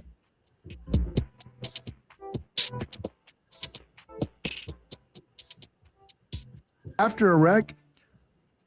And Corey, it's an honor to be on the same show with you. I was at those games in the 90s, man. That linebacking core in 93 was the best. So it's awesome to meet you. Pleasure, Adam. Lamparello. What's up, buddy? Nice to talk with there you. he goes with his accent, man. Let me try to change Adam this Lamparello, format. man. You got to understand with the North. You was up there as you little boy. First of all, I speak Spanish, so I understand accents, and I am 20% Italian, so I understand. I got you. I grew up 2 miles from Giant Stadium. We used to go there 91, 92. Secaucus? Hasbrook Heights, which is. Oh, that's where I was. Let me see. Heck, it's like Hasbrook Heights right there. Yeah, they're right next to each other. Yeah, I lived on Prospect Avenue, 140 Prospect Avenue, right next to the hospital. And the diner, the diner right down the corner, was on the corner of 17 and to go to Hasbrook Heights. I lived there. The high rise, a lot of us lived there with a lot of Yankees too. I remember Jeet lived there. Derek Jeter lived there. They have a lot of high rises there. It's a nice, definitely nice places to live there. Mm-hmm. Hasbrook Heights, baby. Let's do it. Double H. Hey. The home of the Aviators. The Aviators. What is so that? You still in Jersey? I'm in Georgia right now, but I'm going to be moving back to Jersey soon because the renovations to my law office are going to be done soon. So looking forward to being back in North Jersey. And that's where I grew up. Yeah, I used to. I lived there, and then I moved to Secaucus for a little bit in those townhomes. There used to be by the little water right there by the bridge and the water. I forget what it's called. Yeah. Cause I like staying there because you go right through the Lincoln Tunnel and go over to the city. That was cool. But also, where in Prospect Avenue, you go to GW. Just depending on if I was going to Westchester side, and it was always easier going on that side. Yeah, I remember, man. Yeah, that's awesome, man. It's a cool place to live because it's right by the city. I mean, it's like 20 minutes outside of Manhattan. And I remember 93 was my senior year of high school. I went to most of the games, went to the Eagles game. And then that defense that year, you guys were, oh, man. Number one in the league that year. That was LT's last year. Matter of fact, that year I thought we had gotten back and was going to be, Super Bowl type worthy. But man, we ran San Francisco, had that buzzsaw with, Ricky Waters. I was at a golf tournament last year, matter of fact, in Pennsylvania. Ricky was there, and, he was the running back, Jerry Rice, Taylor, Brent Price. I mean, man, they beat us 40-43, I believe. That was Lawrence Taylor's last game in San Francisco. Yeah, I think that was the divisional playoff, maybe. It was second round. It was second. Okay. We beat Minnesota at home. That's right. That's right. Jim McMahon was their quarterback then. We knocked them out. Literally knocked Jim out the game, and then knocked the Vikings out. And then but we had to go on the road, and that was the only reason why we didn't go to Super Bowl that year. We lost that freaking heartbreaking game, the last game of the year, to the Cowboys, I think, for the division championship, for the East Championship. And we would have had a home field advantage throughout that year. Wow. And nobody was going to come in the Giant Stadium and beat us. But because of that, we ended up having to go to San Francisco, I think. And that's what got us. Yep. I thought that was Phil. That may have been Phil Simms last year because I think he had a great year that year, if I remember. It was Phil and Lawrence last year. Both of them. I'll bring us back real quick, guys. Go Giants. And welcome back into this Thursday edition of the Miller's Edge. Tide 100.9, 1230 WTBC. We just got done listening to Ryan Grub's press conference. First time hearing from him officially since the conclusion of last year's season, which crazy to think about. It's already a few months ago, and spring ball is already here. Got to listen to Ryan Grub. He talked about a number of things. Biggest thing being offensive tackle. They've already named a starter at offensive tackle I want to start there. I know me and Brandon talked about it a little bit, but now that we've heard it for ourselves, we're joined by Adam Lamparello of Lamparello Law, Education and Advocacy. Make sure you guys check them out. Of course, for all your representation needs, criminal defense matters, NIL, you name it, academic misconduct, but also test taking preparation, high school graduate, and college students. If you have students, they will definitely help them out. Career planning, academic planning, all that good stuff. They've got you covered in a wide range of fields. But I want to ask you, you guys, and the Pastor Payne, who also joins us, thoughts on that. Jackson Lloyd named Alabama starting left tackle 3 days into spring practice. Today was the first day in shells, which is just shoulder pads, and then no hip, thigh, or knee pads. Pretty clear, in my opinion, that this staff already viewed him as a starter going into the spring. Probably why they didn't target as many starting caliber players in the portal. But in my opinion, I mean, my dad can attest to this. I mean, naming a guy a starter on the offensive line, which is a physical position, it's not a skill position, it's a physical position, before you even really get the pads popping is a little interesting. Y'all's opinion and reaction to that? Well, listen, man, I laughed when I heard him say that. I mean, like, wow. I mean, is this guy from another? Has he played college football? I don't even know the name, but I do know. It was a recruit last season. Let me give you context real quick. I think he redshirted last season. He was probably a high 4-star, maybe a 5-star on a side or two, but he's from California. Really good athlete. He's like 6'7", probably in that 310, 315 range, but he played basketball in high school. But anyway, good athlete. But last year, you could tell, he moves well. I think he's got a lot of potential, but strength-wise, I mean, he was a young player. Yeah, he needs to get stronger. Can I say that's ridiculous then? Because how you name somebody a starter already that you haven't even gotten into pads? I know he was there last year, and maybe that's why. But that tells me they must have a lack of competition at that position, and that he's just that much better than the next guy. So, listen, again, another young guy that's going to be asked to protect the quarterback.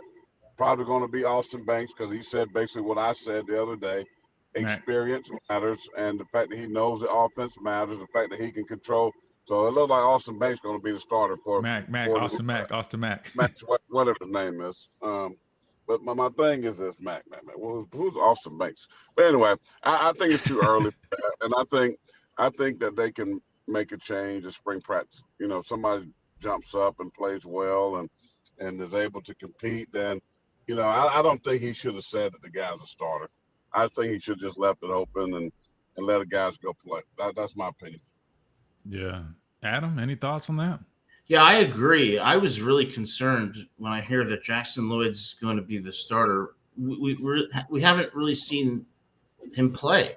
We haven't seen them compete with each other. So to do that this early suggests to me that they know they really don't have either anybody on that level or any depth there.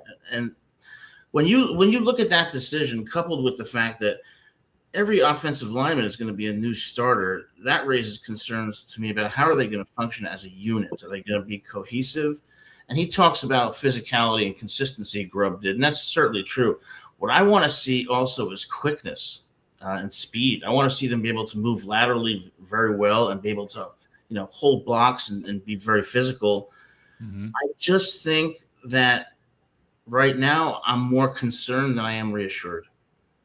And there's a couple comments in the chat, and this is also another aspect to kind of think about. You just hired an offensive line coach, less than a month ago. It appears to me if you're naming a starter at left tackle that quick, I almost feel like it sounds like it's Grubb's decision that he made. I mean, how much influence or much of a say do you think the offensive line coach himself had in that, with it being that? I mean, listen, today literally marked the third practice, and it was the first one with shoulder pads on. So that means that the new offensive line coach has only coached this guy on the field for 3 days, and meaning Ryan Grub spoke to the media immediately after practice. So that means he's only met with the offensive line coach after 2 practices. And he didn't just say that. He doubled down on it. Like, he said, "There's nobody close. He's our guy." Like, he shut it down. The dude must be that good then in their eyes. Number 2 money does play a part in these things too. Now, what's his NIL? What is he expected to make, and what's been promised? Listen, when you mention his size, he is a prototypical size. I love him. And Adam, you talked about speed or athleticism. You know, he is that prototypical size that you're looking for in a tackle, right? Long, 6'7". You know, he's got a wingspan, probably 7 foot. You know, he got long arms. He's got good versatility as far as with his hips and change of direction. When you talk about pass protecting speed rushers, he probably has all of that. So yes, I think they've had a year to work with him.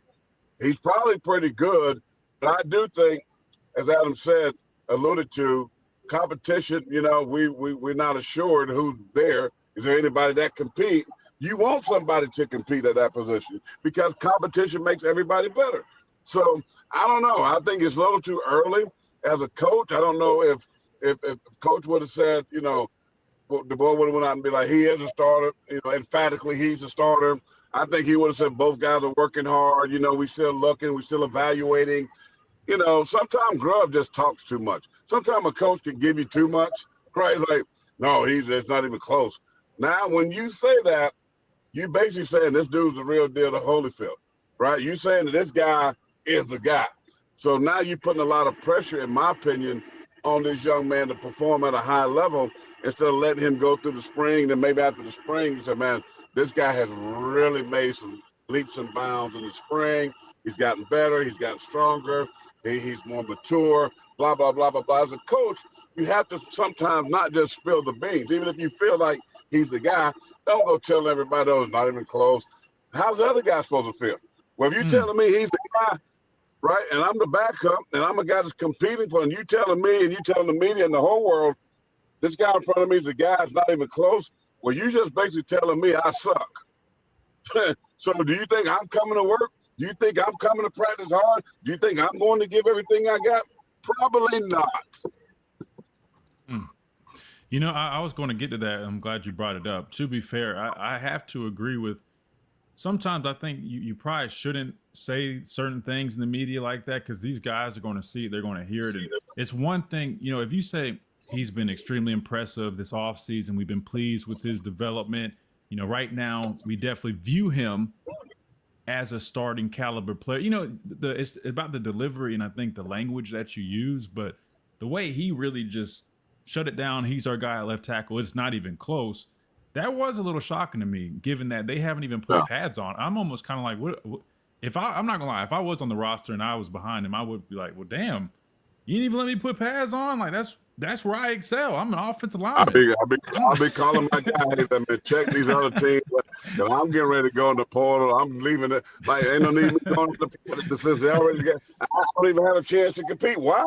Why do I go out there and do anything, Adam? Why? Why do I go out here and work out and bust my tail when you already in your mind have told people that he is the guy? He's that dude. Well, I will say if it was like a returning starter, it's different, right? Like if it's Caden Proctor who played the first 2 years, I want to be clear so people understand that we're saying because this guy hasn't played yet, other than like the 2 games he got in. And I'll be honest with you, we took a look at his film with Landon Tengwall, who breaks his stuff down as well, does a really good job. Check him out if you haven't.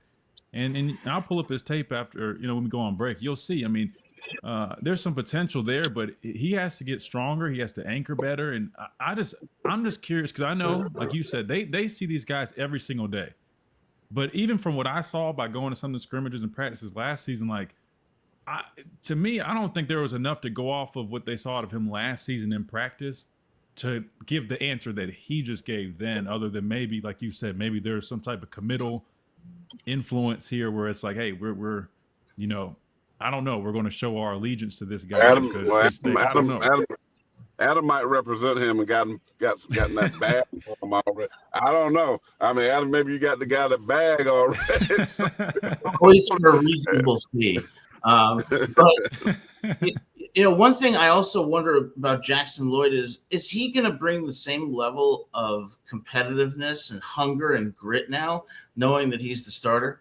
How is it going to affect both players competition-wise? I mean, I don't understand why you're doing this. It doesn't make Doesn't make sense to me, but yeah, definitely Well, interesting. coach, I'm curious with Clem, the new O-line coach. I would be curious kind of his thoughts. I mean, because we haven't heard from him yet, and I mean they already kind of naming starters. I don't know. It's kind of quick, man. I think this is probably why you had Coach Saban's rules, man. He didn't let I think he didn't Clem let be like, assistants dude, speak to the media. Clem probably gonna cuss him out when he gets like you don't even coach the guy. I mean, listen, you don't even coach him, right? You don't even like. Why are you going to listen? Sometimes you defer and say, listen, we just got the camp, right? We love the kid. We think he has a great upside. He's worked his tail off. He's really exercising leadership. We hope he turns out to be a spectacular player that we believe. That's why we brought him here. But the other guy too, did you say something good about him to keep him motivated? But you know they're competing. They're gonna work hard. You know we'll just wait and see. You know, offensive line with physical position. We hadn't even been in pass yet, so we got to wait and see. But when you go out there and say the guy who hadn't even played, now if this was a senior, junior that's been 3 years in your program and it has become, catch this word, the incumbent, if you will, and that position, then you'd be like, oh, nobody that ain't shocking nobody. But when you go there and say this about a redshirt freshman or whatever he is, and you go, oh, there's no competition. Wait a minute. In the spring, that's all you want is competition, Adam. That's all you want is fun. There's no competition. Listen, I don't know, man. Coach need to pull old boy beside and let me talk to you for a minute.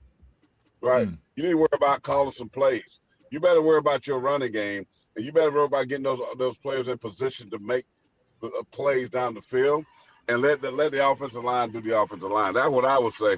As we say in the South, take a cup of this right here and shut up and go back to work. You know, take a cup of this, shut up, be quiet, and go back to work.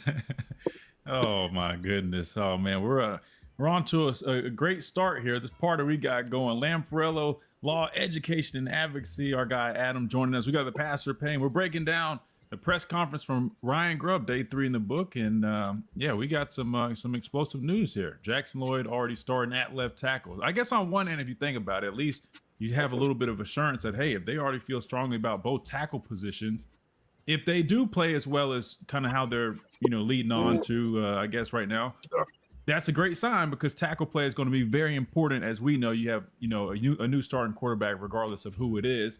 But like you said, I'm agreeing with every point that both of you guys are making as well. I'm just trying to find some positives here. Like, hey, well, if they end up playing that good, like you said, he's putting a lot of pressure on this guy right now. And if he plays up to that at left tackle, that would be amazing, and you feel good about what you need to do is go ahead as StreamYard say, clip that. You need to clip that quote and say, Coach already identified the starter at the time. So you should already have a story out on that. I bet White already got a story out on that. You better get them clipped. I mean, I'm literally in the middle. I'm in the middle of hosting a show, so it's a little hard to do that. I'm trying to. That's why. Listen. All the support we get, I told you, I got the big screen here right now, so maybe I'll do that on the side while I let you guys go back and forth. Y'all can talk some Giant memories because y'all could go days on that, as much history as you guys have with the Giants. So maybe I'll let you guys do with that. the New York Giants, one thing, Bill Parcells, that would never happen. Like, I don't care if you've been 6 years starter. Right. He ain't going to the media, right, Adam? He ain't going out saying that. No way. That thing is given to nobody, bro. Like you got to go earn it every year. You got to go earn your job. There's no competition.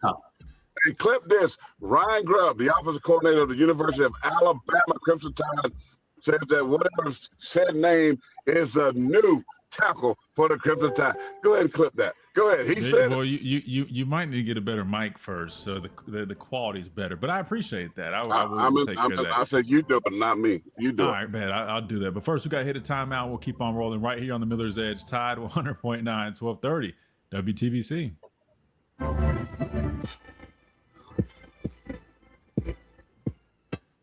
Under the biggest cactus in town, Taco. Here's a taco. That's Wilkin Formby's family's restaurant. So the good news is I think they're still I guess supporting the Tide after he ended up going to Texas A&M. Carlos has an interesting point. He says sounds like Lloyd was better than Proctor, which I'm not agreeing with that. No offense. I'm just saying that wasn't the case, but I get where he's going with it. Sounds like Lloyd was better than Proctor, and they were just waiting for Proctor to leave. More so, I wouldn't say that he wasn't better than Proctor, but maybe the staff viewed him as a better player for what they wanted to do, and you get what I'm saying? Like maybe is something in that sense. I don't know. But no, to be honest with you, I watched both of those guys. Listen, and we were tough on Caden Proctor, and rightfully so, because there was times where he struggled with speed rushes off the edge. He kind of opened the gate. I felt like sometimes and this happens with guys that are really talented. Sometimes they play lazy. It just happens. They get used to being so big and dominant especially as an offensive lineman, and they get lazy sometimes. And I think that kind of affected him. I've seen a lot of guys do that, especially like tackle or guard. They're so used to just being so much bigger and stronger that their technique sometimes slips, and I think that happened with him. Long story short, yeah, I mean, maybe. But here's the thing. I personally did not see that. Now, they watch those guys way more than me. I mean, even if I went to the scrimmages and, several practices throughout, it's not as much as the coaches have seen these guys that work with them on a daily basis. I just everything my dad said, I agree with that. Even if you feel like that, I just don't think that's necessarily ideal right now before you even have pads on. I mean, that's just kind of crazy to me. Yeah, it's like, I don't know. One of the things you don't do is you don't show up your players. You protect your players. I mean, the guy behind Lloyd now must feel like, I mean, what's his incentive to compete when he's got nothing to compete for in March? Well, to me, it's interesting because you bring in Javen James from Mississippi State, who was their starter at left tackle. Now, I wasn't ready to pencil him in as a starter just because going off his tape, he big two-hand puncher, strong, heavy-handed guy. He moved well with his kick set. It was pretty smooth and played well in space, but he was over-reliant on his two-hand punch, led him to easily get beat with swipes and working the edge. The Missouri game, exposed all of that. But if I'm him, I'm almost wondering now. I think he mentioned Michael Carroll having that flexibility. We all know he came out of high school as a guard. I wouldn't be shocked if they're considering maybe at some point, if they need to, if they find a guy that can play right tackle well enough and they don't feel great about anybody at right guard, I could see them bumping Michael Carroll back into guard, and maybe Javen James plays well enough at right tackle. I think he does have some experience playing on the right side, and maybe it goes Jackson Lloyd at left tackle, Javen James at right tackle, and then you have Michael Carroll at right guard. I could see a world where they might experiment with that a little bit, but I don't know, man. I don't know. I mean, I think I have more questions than answers after hearing that, if I'm being honest with you. Me too. Ironically, I know a lot of fans are going to hear that and going to be fired up, but I think I have a few more questions than answers. What did Patriotic say? Said no answer. Wait. Did the pastor pack his pipe with dope this morning? I mean, that's clearly a joke. I hope that's not what you're asking me to answer. Kind of obvious. I think he was trying to make a joke. No, we know. He was being funny. That's why I didn't answer it, because I knew it was just a joke. I just kind of laughed in my head.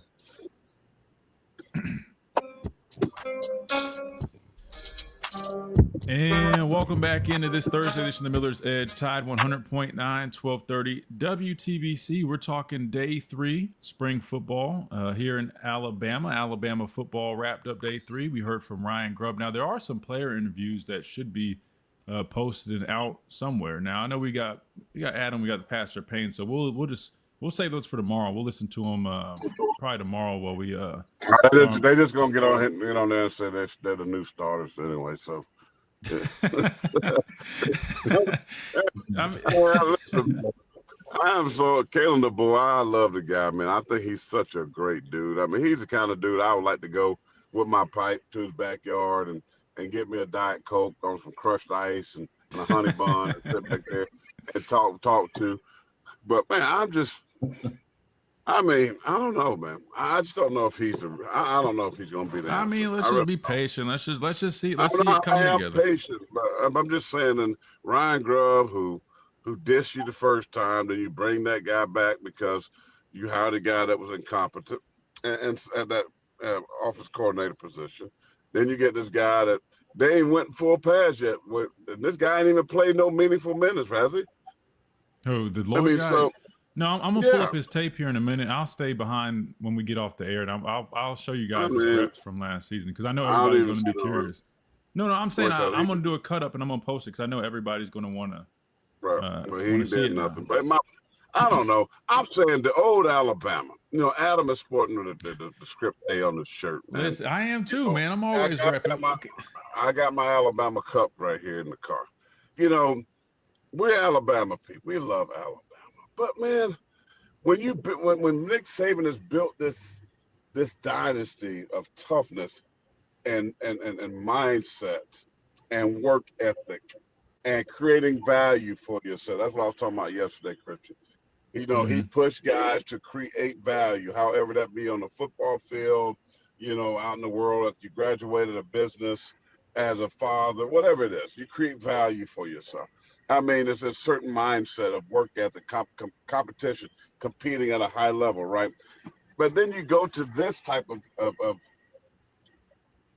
noise. I mean, just giving guys jobs after 3 days of spring practice. I mean, to me, it's just the mindset of the coach. I stand by. You take on the personality of who your head coach is.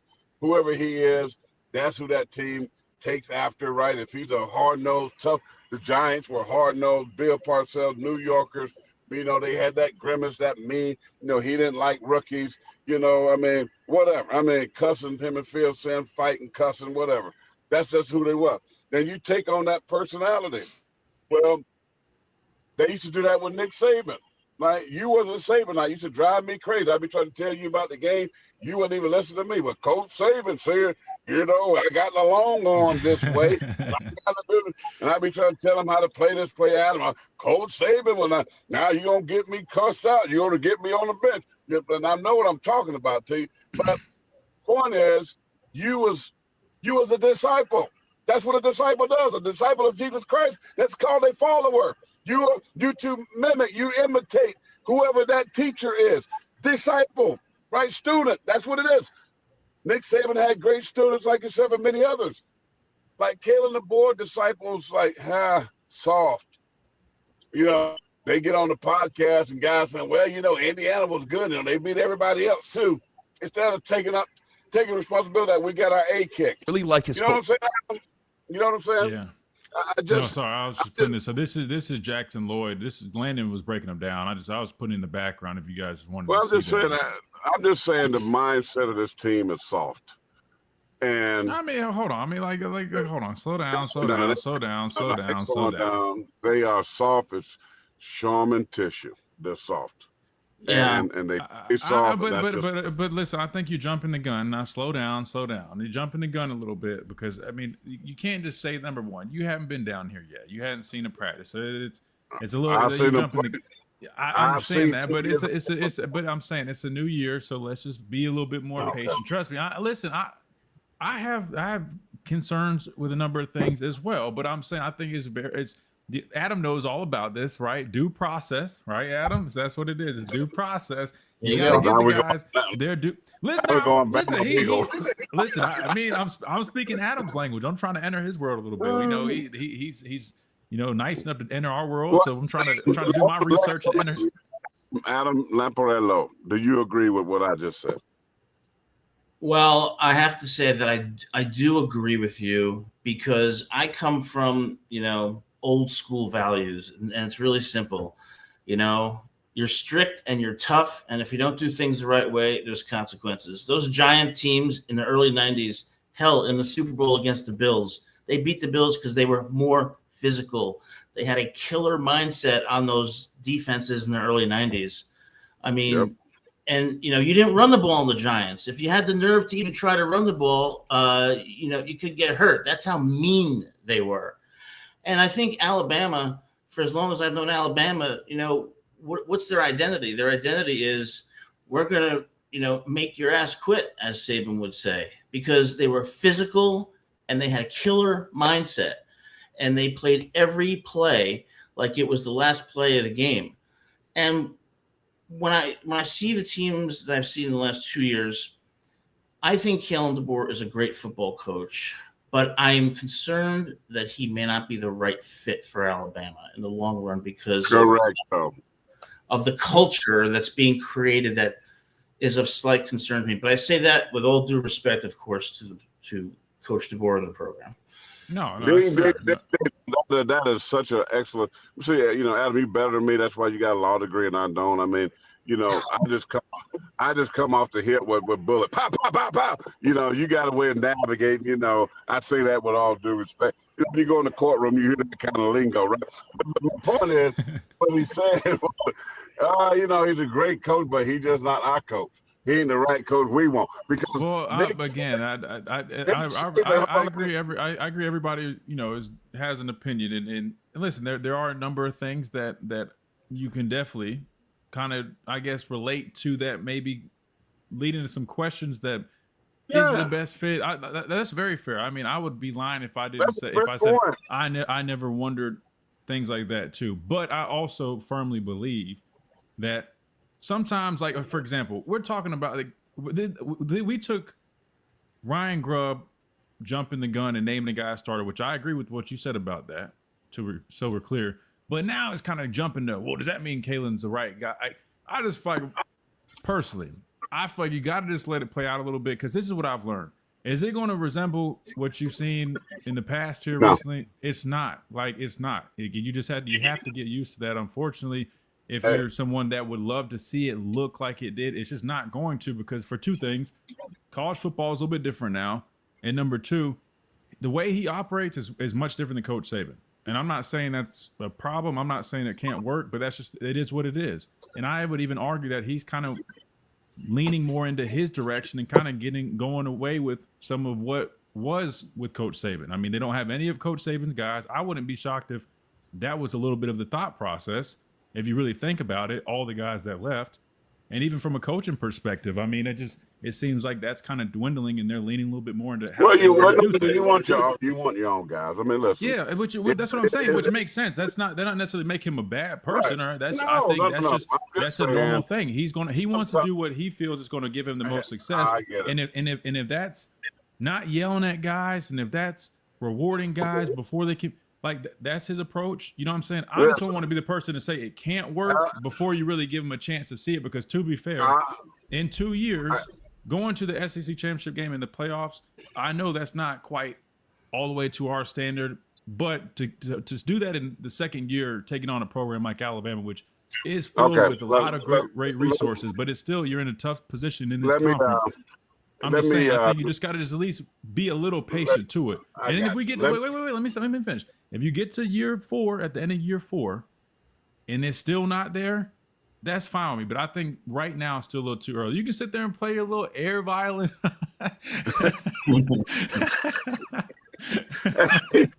Hey, Adam, listen, let me step into your world real quick. Your Honor, I want a rebuttal here. Okay? Is that the right word, rebuttal? Yes. So here's my thing. For most 90% of the programs in college sports, football, what Kalen DeBoer has done is acceptable, right? But unfortunately, you've taken over a company. Right? I'm calling it a company, the Alabama Crimson Tide football program, a machine that's not acceptable. And the fan base has been spoiled to excellence, right? And you can't just remove that. You can try to listen. Nick Saban is a disciple down the pipeline, is a cousin or some kind of distant cousin. Bill Belichick, Bill Parcells. That's a line. That's lineage, right? That's Nick Saban, and he instilled that into college football in a major, mighty way. Now, you can't all of a sudden say, well, I know in the South, they eat pinto beans, cornbread, they eat fatback, black-eyed peas, collards, cabbage. That's how they eat. Now all of a sudden you want to come down here and be like, but guys, I'm telling you, you want to live longer. You eat fish tacos, right? You eat anything that. You eat fish tacos. We do this conversation all the time, man. It's the same thing every time. But I want them to understand that we do understand. I even understand what you're saying. I get what you're saying 100%. Let him go 8-4 this year. Go 8-4, and then now we're gonna have a real conversation. Is or is he not the real guy? But here's my thing though. That hasn't happened yet. So us, not us, but you speaking how you're speaking is what I'm. You ever heard of prophecy? The Old Testament prophet. Oh my God, dude. Prophet Jeremiah. I'm going into the spirit of prophecy and said it will happen. When you name a tackle and they haven't even had the 9-on-7 and 4 pads yet starter, you going 8-4. When you got off at the line. All right, Adam, sorry, I had to mute him for a second. Adam, before we let you go, because I want to make sure you get a last minute or two to really give your final thoughts on this. And you're welcome to hang out with us. I'm going to keep the stream going. We just got to close out on radio here shortly. But I do want to remind everybody about Lamparello Law before we get out of here. Lamparello-law.com. Website coming real soon. Make sure you guys check them out. Not only representation, which we all know is great. They do it in a first-class manner, but also in first-class affordability rate. Adam, you want to share any more thoughts on Lamparello Law before we get out of here? We're here to help graduate students, college students, medical students with applications, resumes, personal statements, exam preparation. And of course, for those who need legal representation, we do criminal defense and we help students and faculty in misconduct cases and general litigation, most importantly, at a reasonable fee. So if you need someone who cares about you and who isn't going to charge you what most lawyers charge, give us a call, 201-317-5115. Love it. Love it. That'll do it for us on this Thursday edition. We'll be back tomorrow on a Free For All Friday. Plenty more to discuss right here on the Miller's Edge. Tide 100.9, 1230, WTBC.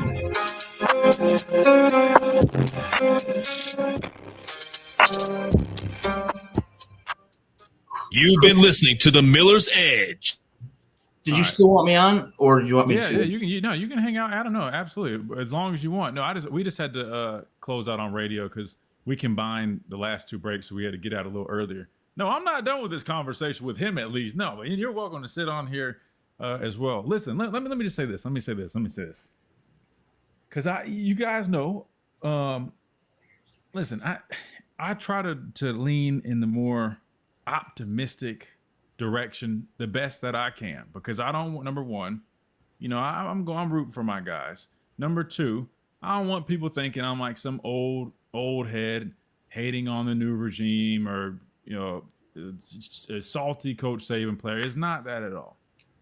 But everything you guys are saying, I want to be clear, because I know some people in the chat are probably thinking like, oh, Christian, no, they're right.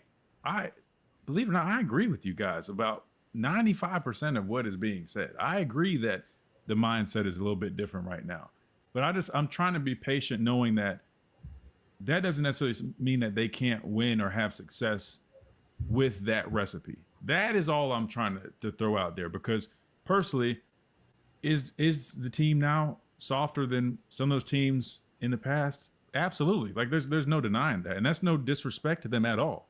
That's just a fact.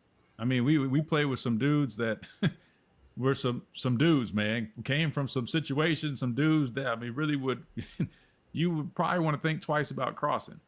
I don't know. I mean, I'm sure there's probably some of those guys still on team, but still, then even just from a culture perspective, it is a little bit different. Even the way they coach is different. I know for a fact, there's stuff that I'm not going to share on here, but I do know how their approach to really connecting with players and coaching is a little bit different of a philosophy. I understand all that. I understand that we did not run the ball well. We were not physical at the line of scrimmage. I agree with all that. I'm just saying, I feel like giving the dude a couple years more, I guess, to really do what he does. I mean, the first year was the first year, right? Like, we already established that. I wouldn't call it a mulligan, but yes, Alabama had a lot of good players. You lost a number of players via the portal when Coach Saban retired. However, you had some good players to work with. You go 9-3. I think that's kind of, people expect there to be some some trials and tribulations year one. You're trying to establish some things, and let alone it's hard when you're trying to marry what you do in your culture with Coach Saban's and what was already here, to retain guys, to try to insert yourself but not overly do it, where you kind of turn people off to the new stuff. And then last year they worked a little bit more in the direction of them, what they wanted to do. And now I think this year will be like the first year of them really laying down their culture, the way they want to do things. And personally, I just think you need to let this season play out first. And then even maybe year 4, meaning because this is like the first year that it's going to feel like almost entirely his. Does that make sense? And then I think year 4, the young guys that they recruited are going to be upperclassmen. They're going to be veteran players.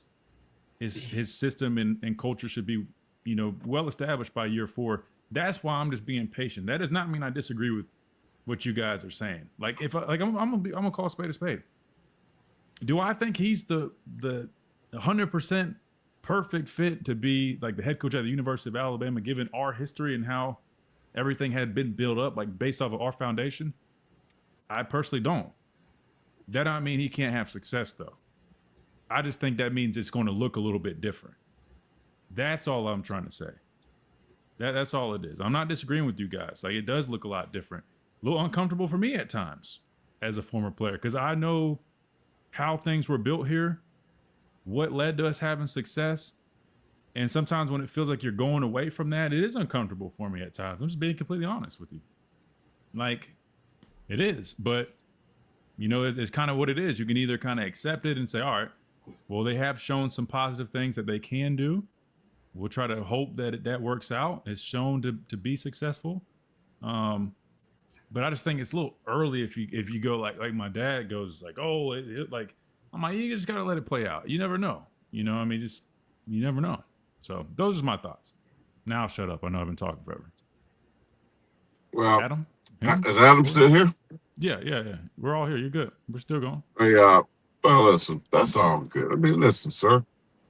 You were raised to be a kind young man, Adam, and that's how he is. I mean, it's just very genuine, very caring, way to say things, but it's sports talk radio, baby. It's podcast. Listen, ain't nothing, I don't care about the SEC, but it's about how you lost. It's about how you finished.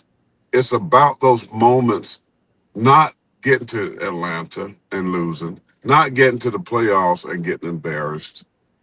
This is really the problem. It's like, and how your team looked on the field. I mean, that's the problem. Yeah, you did all of that, but man, you look horrific on national television in front of America, as Stephen A. would say, in front of America, that you got driven, you got woodshed taken, you got drummed, whatever adjective you would like to use. That's the problem.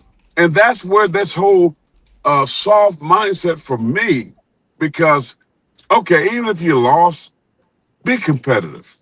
Go down swinging, right? Even if Indiana was a better team and they got all these older guys and they beat you in the fourth quarter, the guy goes down and scores a touchdown, you lose. People can respect that. But when you go out there and you look like you don't even belong on the same playing surface, that's the problem that I have. And when you got coaches standing on the sideline and it looks like they don't even care. Nobody's emotional. Nobody's arguing on the sideline. Nobody's in each other's face. Nobody's mad. You're just jogging around. Oh, and that's why I said when your players will say, well, they beat a lot of other people like that too. Well, you are not like other people, supposedly. That's my problem. And so when I start looking at that, I start to say, nah, because he ain't going to change. So maybe he needs to take his talents back to the West Coast, go to Oregon, Washington State, go to this Cal ACC now, but go where these programs where that type of mindset is accepted. It is not accepted in Alabama. That's all I'm saying, period. It's not accepted. How many times have I sat on this show and literally said what you just said?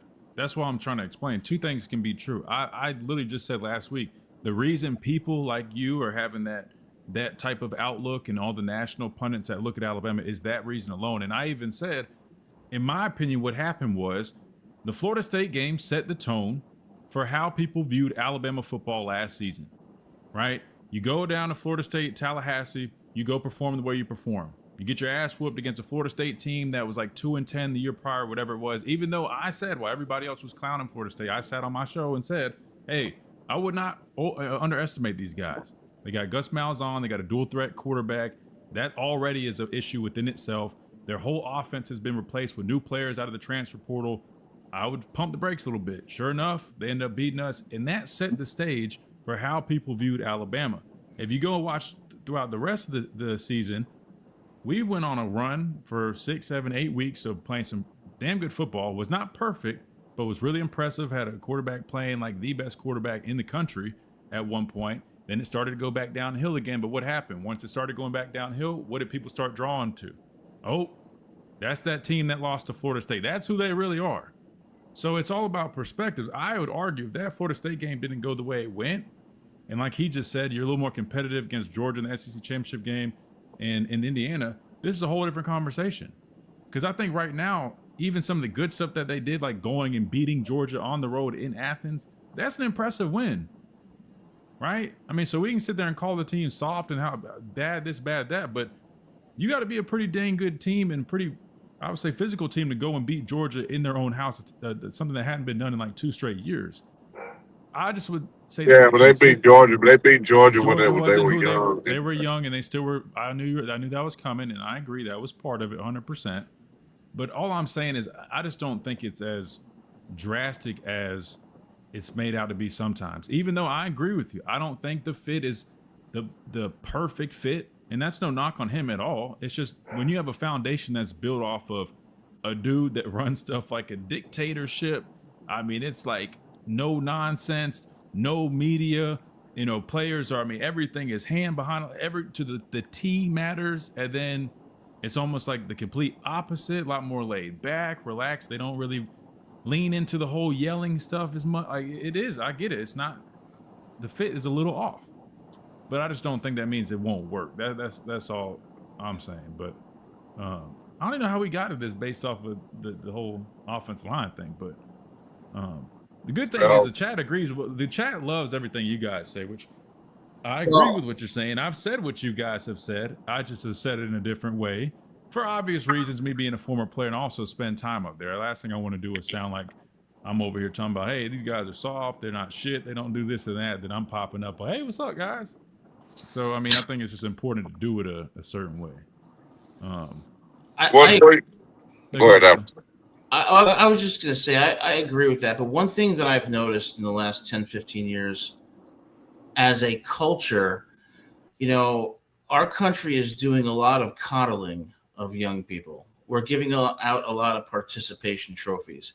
We're not teaching them toughness. We're not teaching them mental toughness. We're not teaching them how to go through the grind and bust your ass to make the right choices.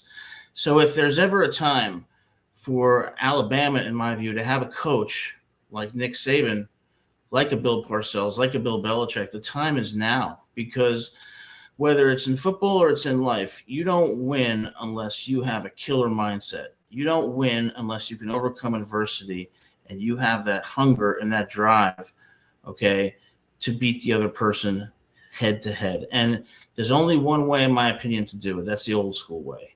Okay. You have physical people, you beat them, you make their asses quit. There's no participation trophies, no ice cream trucks, no coddling. You either get things done the right way or you get out of here. So I agree with you, Christian. Certainly. I do think DeBoer's a very good coach, and maybe they will win that way. But my experience is that that way is the more difficult path, and it's not necessarily the path that's going to help these people become better players or better people in life. But I say that with all due respect. No, listen, I love it. No, because trust me, if I had to pick, trust me, I played for Coach Saban. I agree with you. That's the way that I know that works. Trust me. I'm of the belief that I don't have a choice.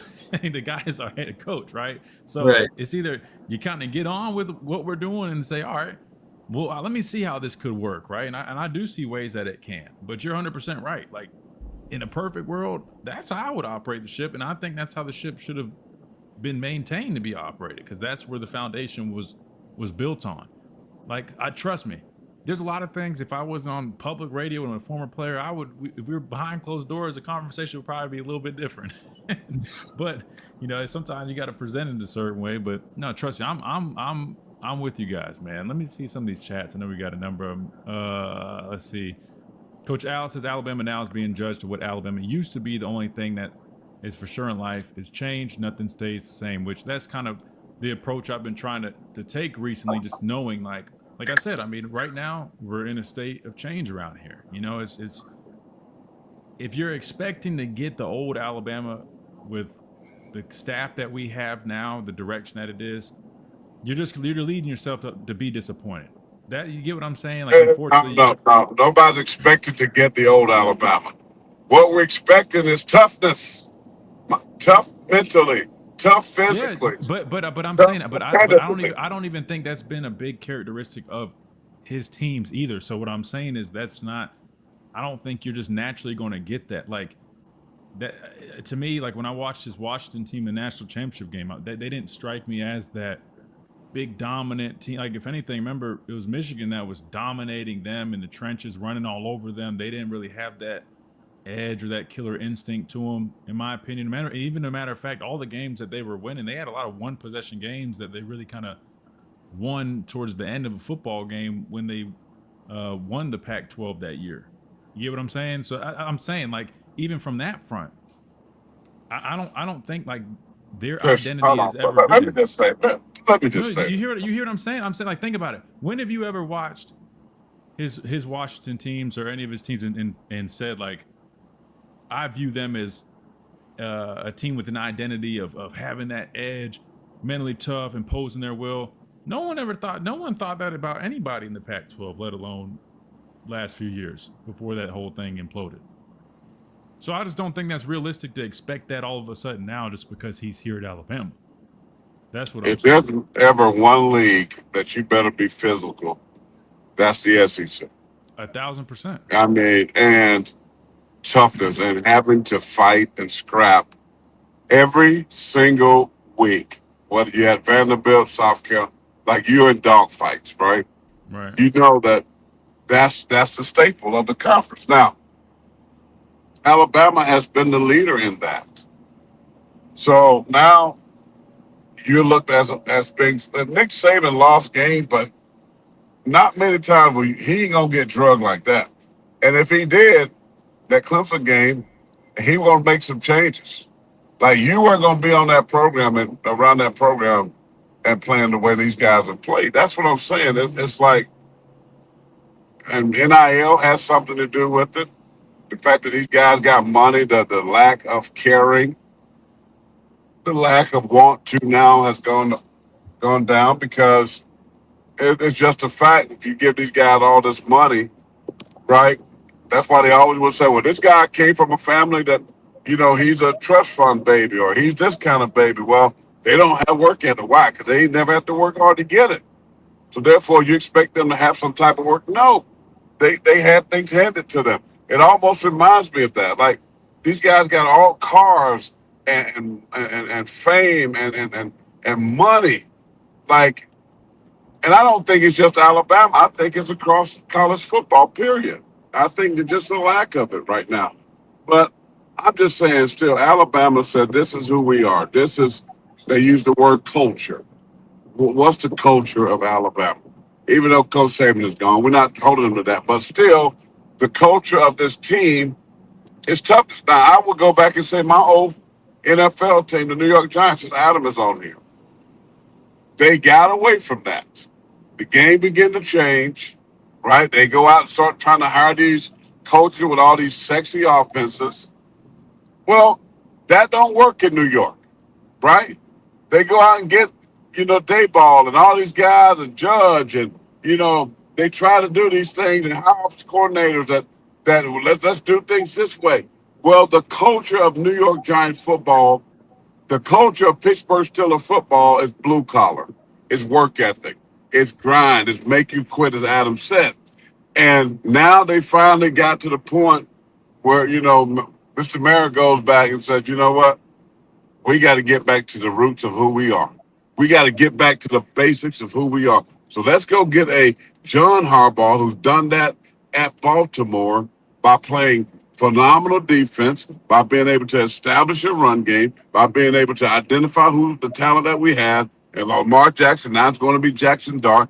He's got a special skill set. So we'll do some things, but we still going to not get away from the principle. Just like Baltimore brought in Derrick Henry, they pound you, they bust you in the mouth, they run downhill, they hit you with Lamar Jackson, on the zone reads, the reruns, and all this stuff, but they weren't a dynamic spread out passing team. It was old school, and they had great success because they stuck to who they were. They stuck to who they are. And my point is, Alabama, this is who you are. You have lost your first love, which was physicality, which was making people quit, which was fourth quarter mentality. That has gone, which was your culture for decades.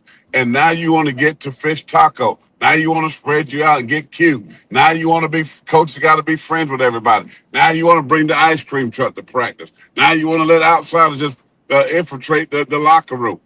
That's not who they were. That's not who they are. And this is why I think Kalen DeBoer is going to have a very difficult time of establishing who he's trying to be there, because that's not the foundation, catch that word, the foundation of the program. And if the foundation, just like a house, isn't strong, isn't built on rock, on concrete, when storms come, when wind blow, it won't make it. It won't survive. And that's why I say what I say about Kalen DeBoer, because he's not going to change.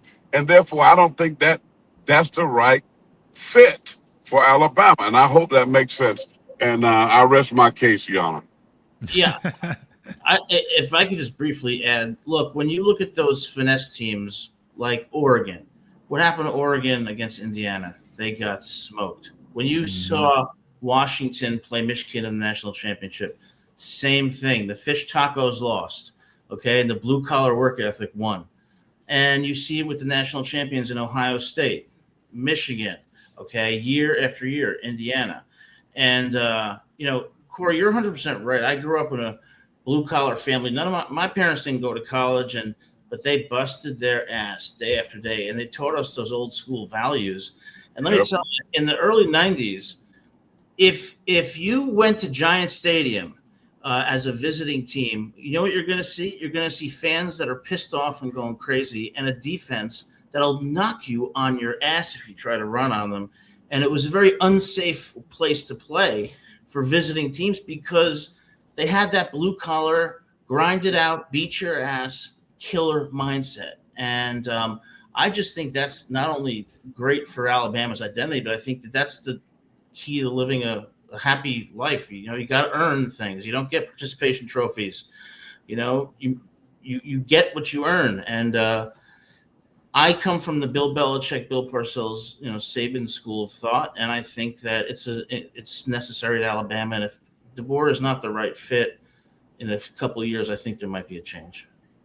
Yeah, trust me. Like I said, no, I agree with everything you got. I mean, I was a team captain under Coach Saban. All I know is those principles. I mean, I had no choice but to live by that if I wanted to even survive here. So, I mean, I'm with it. Again, if I was coaching this team, you're damn right. I wouldn't care who left because I was yelling.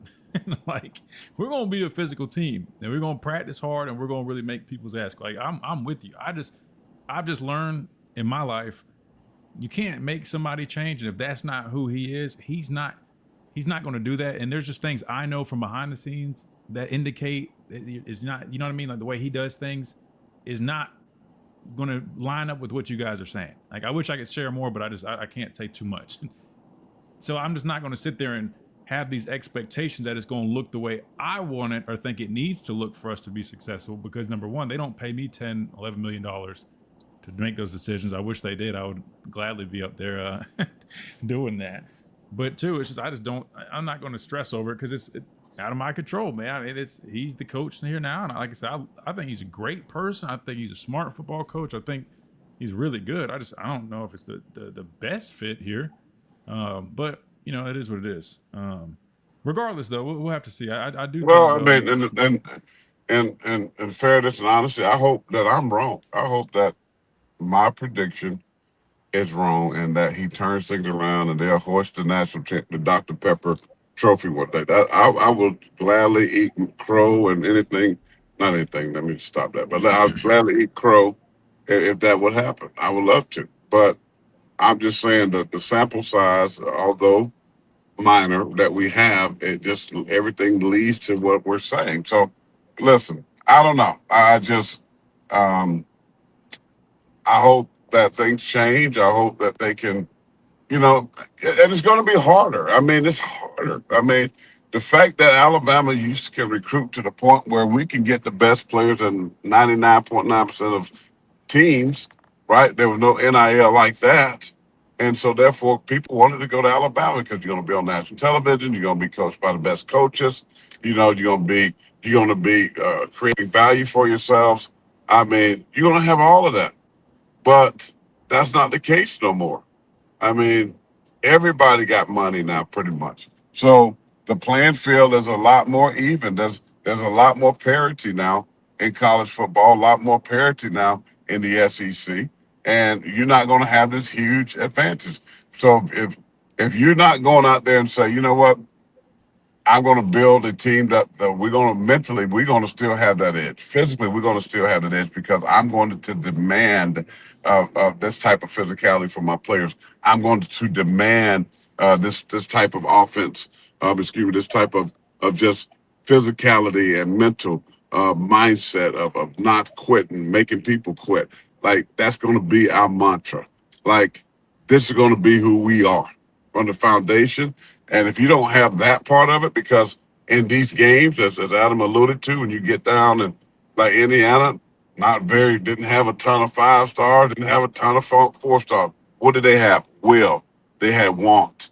They had attitude. They weren't going to quit. They're going to bust you in the mouth. They're going to keep coming at you with those 3 stars, with those guys from dadgum. Where did he come from? What was in Virginia? Madison, JMU. Right. I mean, a lot, 30 of their team from James Madison. What does that tell you? That tells you mindset, mentality, what's your heart posture, what's your mindset. It matters. And so that's all I'm saying. When you might beat a lot of people with fish taco, but when it comes down to the nitty gritty, you better have collard greens, pinto beans, a fatback mindset that we're going to bust you in the mouth. And we ain't going to quit till we get our plate. And so that's all I'm saying. And in the times when it mattered the most, Alabama did not showcase that. They showcased the look of softness. They showcased the look of Alabama has fallen so far behind other teams. They showcased that these kids don't care because they didn't show it on national television. Well, how do you say fall behind so many teams and they beat all those teams and made it to the SEC championship? That's what I'm saying. I think sometimes you take it a stretch too. Not just you, but think about it. You're going off of what you saw. Yes, I get that. There were times we did not play well, but it makes it seem like falling by. That's what I'm trying to explain. Like, I think sometimes it's dragged out a little bit too much. Well, they made it to SEC championship they made it probably by default. Texas A&M stubbed their toe. But okay, but even if they didn't, they still would have only lost one time in the conference, and that being to Oklahoma. They beat everybody else in the SEC, and we had 4 straight ranked wins. That's what I'm saying. Like, you got to catch yourself. If you lean all the way, I said this the other day. If you lean 100%, I'm leaning to what I saw. I don't even care about that. The way they lost when they got dominated was other games though. We went outweighed them other games to me. We went 11-4. It outweighed those That's other 15 games. Total games. So if you're basing, Adam's probably good with this. Let me try to do some math in my head. You're talking 1 game out of 15. I mean, that's literally less than 10%. I would argue that's probably 7.5 in that range percent. So you're basically taking 7 to 8% off that 1 game, and you're putting all the eggs in that one basket. How many times have you lost? How many times in 2 years did you lose to unranked teams? to unranked teams. I mean, I know he's 20-8 through. Is that right? No, wait. If you go in 11-4 in both years, wouldn't that be 22-8, something like that? Or was it 10-4? I don't know. Anyway, he lost to Vanderbilt the first year. What was it? Oklahoma, right? That was the next one. Oh no, Tennessee. What was it? Yeah, Tennessee, Oklahoma, Vanderbilt, and Michigan. And then second year, Florida State, Oklahoma, Georgia, and Indiana, which Georgia was Georgia. Playoff team, won the SEC championship game. Indiana went undefeated, won the national championship game. Florida State, that's probably the worst looking one. Oklahoma was also a playoff team. So last year you lost three of the 4 games you lost were all to college football playoff teams. You see what I'm saying? Like, that's what I'm like. I again, just like I said earlier, I agree with you guys on majority of what you say in terms of looking soft at times, not having that identity. I've said all the same things throughout the show. I just do it a different way. My delivery is a little bit different, but I also don't put all my focus and attention in that, because I don't think that's right to do either. I just don't think it's right to say, okay, when they got matched up against Indiana, that's how they looked. That's who they are completely. That's not looking at the whole body. Well, then I mean, listen, you need to go over there and tell them you need to get a job, tell them to hire you so you can be the encourager. You can be the, light at the end of the tunnel. You can be the pie in the sky. Ask Adam. I know it's cloudy. I know there's storm brewing. In law, you have to look at the whole body of work. If you're doing a criminal case, you can't just take one piece of evidence and tie everything to one piece of evidence. I mean, you got to look at the whole picture. At least that's, I'm sure, what the prosecutor is going to do. I mean, I'm just saying, just consider the whole body of work, right? Look, OJ dropped a glove or whatever. They probably leaned all the way in on that glove, but there was probably other things that might have said he didn't do it. I mean, and that glove didn't fit because OJ like me. If OJ like me, which I'm sure he was, he has a lot of arthritis in his hand, like Fred Sanford. If the glove don't fit, you must have quit, because I know if my glove won't fit my hand right now, because it's swole up. Wait, hold on. Wait, let me ask you, not a segue. Adam, you're a lawyer, man. This might be unprofessional. Do you think OJ did it? Or did yes, he not? I think that OJ did it, but I think that if you look at the trial, the defense established reasonable doubt as a matter of law. So legally, the decision by the jury was correct. Morally, I think he's guilty as sin. But you're right. You have to look at the whole body of work. I just feel like there's critical moments in a season or in life that kind of show you who you are or expose who you are. And what I saw against Georgia and against Indiana, to me, was concerning, because we lost the old school way. When Alabama's identity is precisely the opposite, you win the old school way. No, that's fair. No, I like the way you put that, though. You right, show it. Sometimes you meet those moments that really show exactly who you are. That's fair. That's fair, man. But OJ was a great running back. The juice is loose, baby. Let's go. Let's run to the airport. Don't squeeze the juice. Yeah, for what it's worth, he was a very talented guy. Yeah, so I was curious about that, because I'm like, man, I know you. Well, I mean, listen, Adam is right. I mean, listen, nobody was saying, I never was one to say, he didn't do that. You know what I mean? But, I had a couple times. I actually know Cato Kalin, that I met him through Celebrity Golfer. He became famous because of that. And then I'm at Celebrity Pro-Am golf events. Hey, it's Cato Kalin. We riding on the bus together. We talking. I'm like, how many people gonna ask him, did OJ really do it?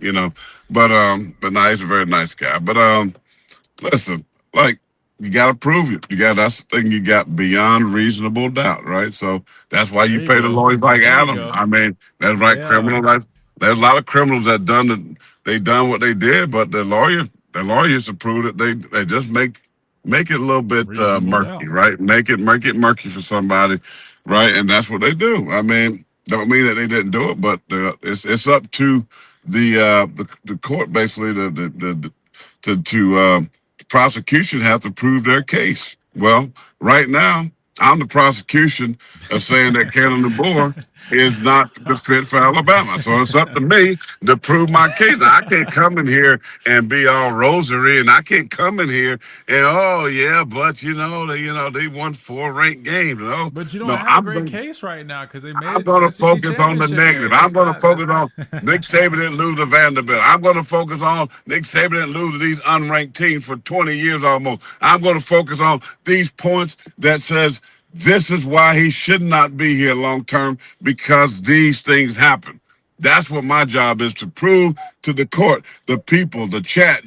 You are the court of public opinion right now. So we're trying to prove to you why he is not, in our opinion, going to have the success that a Alabama Crimson Tide fan base is looking for. That's all I am doing. Now, do I hope as a fan?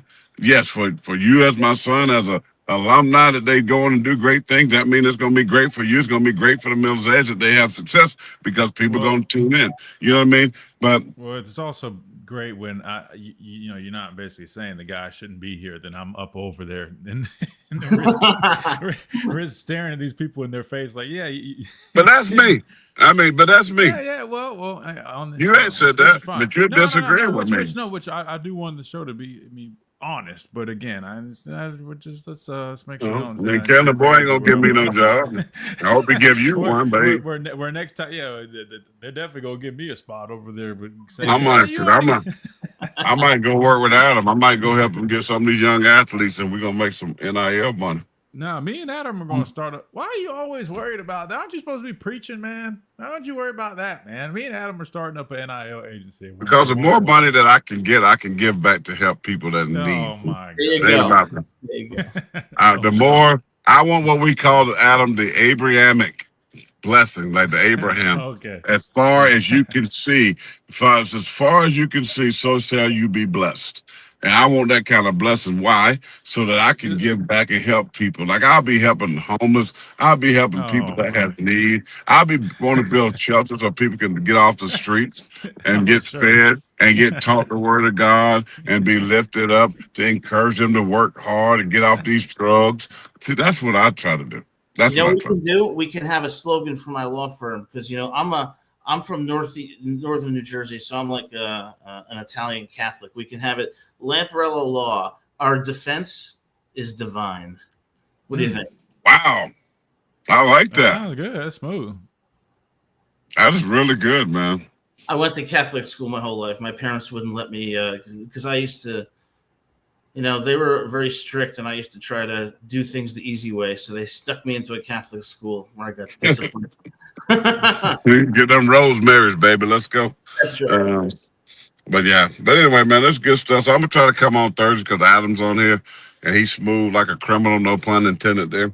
But you know what I mean. So that's good. I might. Amen, Chris. Exactly. Christian doesn't want to upset and hurt people's feelings, so he does an outstanding job getting his point across without showing his frustration. That's what it is. That's why I'm saying, like, if people listen, they know. I mean, everything I say indicates exactly what Adam and my dad are saying. It's done in a way where it's wrapped up very nicely. It's presented in a way where it's like you could be the lawyer.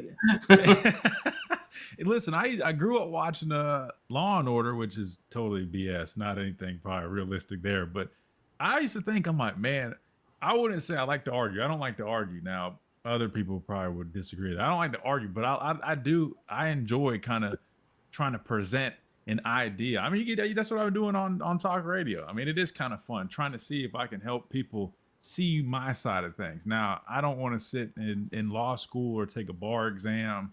So maybe I can just work under you, Adam, and just get to live that dream and just act like I'm a lawyer and just bring you some paperwork and stuff. But I don't know. 100%. By the way that you present your arguments, you're already better than 90% of lawyers. Believe me. Hey, let's go. Let's go. So that's cool. Definitely. Christian have people. He would be a bad lawyer because he just picks one point. He just gonna bury into that one point. And I'm like, nah, man, you can't do that, man. You got to look at all the facts. Listen, I'm doing what I'm called to do and share the gospel of Jesus Christ. But anyway, great discussion. Listen, thanks for having me on the show, guys. No, absolutely. I was about to say, Adam, I'm sorry, we were holding you up for. I had a point I was going to make to Adam Wait, no, wait. I think Adam's got to go. Don't. That's okay. Go ahead. But I forgot because my phone rang, and I'm sitting there going, like, what was it? Because you were talking about so about Divine NIL. I had a follow up to something. I remember. When you think of it, reach back out to him because I think Adam's probably got some stuff to take care of. But Adam, we appreciate you hanging out with us, man. Sorry we held you so long, but anytime you got to bounce out, man, just feel free. I know what it was. It's my golf event. I know it's my golf. No. I'm just telling Adam because I know last year I have my rookie helmet. You speak about rookie, right? I got a rookie helmet that they gave me that I wore. That's got the hits, the dings, and da. It's actually going to be on auction for this year's golf event. I just thought of you in case you were interested, because that's I could have sold it last year, but I didn't. But it's personally autographed by me. It's the original training camp helmet of the Giants that I signed. That they're going to be auctioned off. So if you're interested, that is almost 1,000% interested. I'm going to get that helmet. I'm going to get that helmet. I'm gonna take a picture of it because it's got the one side still got the Giant sticker on it. The other side, this is my personal rookie helmet, and my man like, man, you don't want to keep that, but man, I got like so many Giant helmets from all the other years. I'm like, this would be great for somebody. I'm so glad you told me that. I'm going to get that helmet. I'm going to outbid everybody. I don't care. I'm going to get that helmet. So thank you for letting me know. Yeah, that's what I want to tell you. I thought about you. All right, buddy. All right, thanks. Appreciate you, I appreciate it. Have a great day. We'll see you next week, man. All right. Good deal. Our guy, Adam Lamparello Education, Law, and Advocacy. Make sure you guys check him out for all your needs. If you have any legal representation needs, for sure, criminal defense matters, academic misconduct, NIL, you name it, they got you covered. But also, they've got a lot that they also do in terms of helping, especially students, whether it's high school, college, grad students, or young adults with career, academic planning, test taking preparation, all those things, man. They'll take care of you, and they got you covered. That's Lamparello Law. You can check them out, lamparello-law.com, once they officially launch that website. But in the meantime, you can always hit Adam up at adam@lamparello-law.com. You can email them and get some more info on everything that they've got going there. I've been trying to let me take him off the stage because he froze.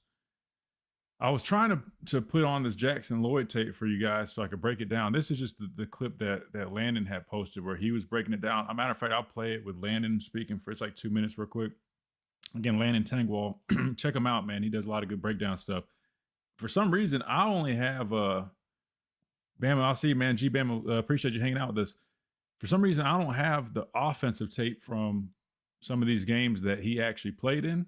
So I'm just going to let this roll for a second while I keep trying to find some, but here you go. Let's talk about Alabama redshirt freshman offensive tackle Jackson Lloyd. Only played about 40 snaps his freshman year. Had some things I liked, also has some things to work on. So he's going to get a spin move back inside here. I really like his footwork. You see how quick he is? He's able to cover this up, run him into his other offensive linemen, stay on top of him, and then there we go. Quarterback is going to be able to get the ball out. Don't worry, you got a breakdown coming out on this cat right here. That's coming, boys. Don't worry about it. All right, right here, run game. I really like this. He's got a head up 5. So he's going to take this step, and he sees that this is going to get matched by the defensive end. So he says, hey, if he wants to kind of try to press this down, I'm just going to take him where he wants to go. I'm going to get hands inside, and then I love this. He's going to forklift him up, but he understands, hey, his momentum's going here. I'm going to take him where he wants to go. So I'm going to go strong with the left arm all the way extended, and I'm just driving him this way and just continue to accelerate. Creates a really nice hole for the running back to cut off of my backside.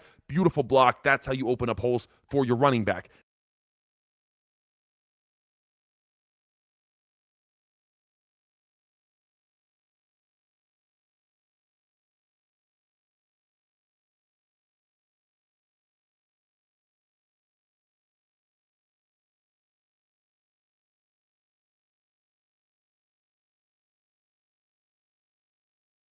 Now, out here at right tackle, let's talk about a little bit of stuff he needs to work on. His hands, get really outside in the run and the pass. So this is basically just a run up the middle right here. I can't have you getting condensed like this by Eastern Illinois defensive linemen. What I do like is you see some physicality. He gets walked back a little bit, but he says, all right, enough of that. I'm driving it. going to go ahead and put him in the dirt. Taste a little bit about that Alabama turf right there. All right, and then right here, pass pro gets out here, has big 41 coming against them. You're going to get the same thing. Doesn't really punch. Hands are outside, so he's giving his chest up, and he's just going to get walked back into the quarterback. Quarterback goes down. So does he. Can't have that. That's where you got to get a little bit stronger. But like I said, it's all right. This is freshman year tape, only 40 snaps. I think this guy's got a lot of potential, and he can sit down. He's got some really nice pass pro reps where he shows the ability to anchor. It takes him a little bit, but finally gets those hands refit. Quarterback's able to get the ball out. All right, so that was a quick little breakdown. And y'all aren't going to like what I'm about to say, but I'm just going to be completely honest with you. I mean, where he's at right now, he kind of reminds me a little bit of Wilkin Formby. He's a little bit of a catcher, right? Like Landon said, he's not a big puncher right now, or he hasn't been. He has a hard time really anchoring down. Similar statures. I know you guys are going to hate that comparison, but I'm just being completely honest with you. Now, I do think he's got a lot more potential, and I think he could be a good football player. But right now, he kind of just he gives me that vibe. I mean, kind of the way they set, they're soft, they're kind of waiting, they're catching, they don't anchor well.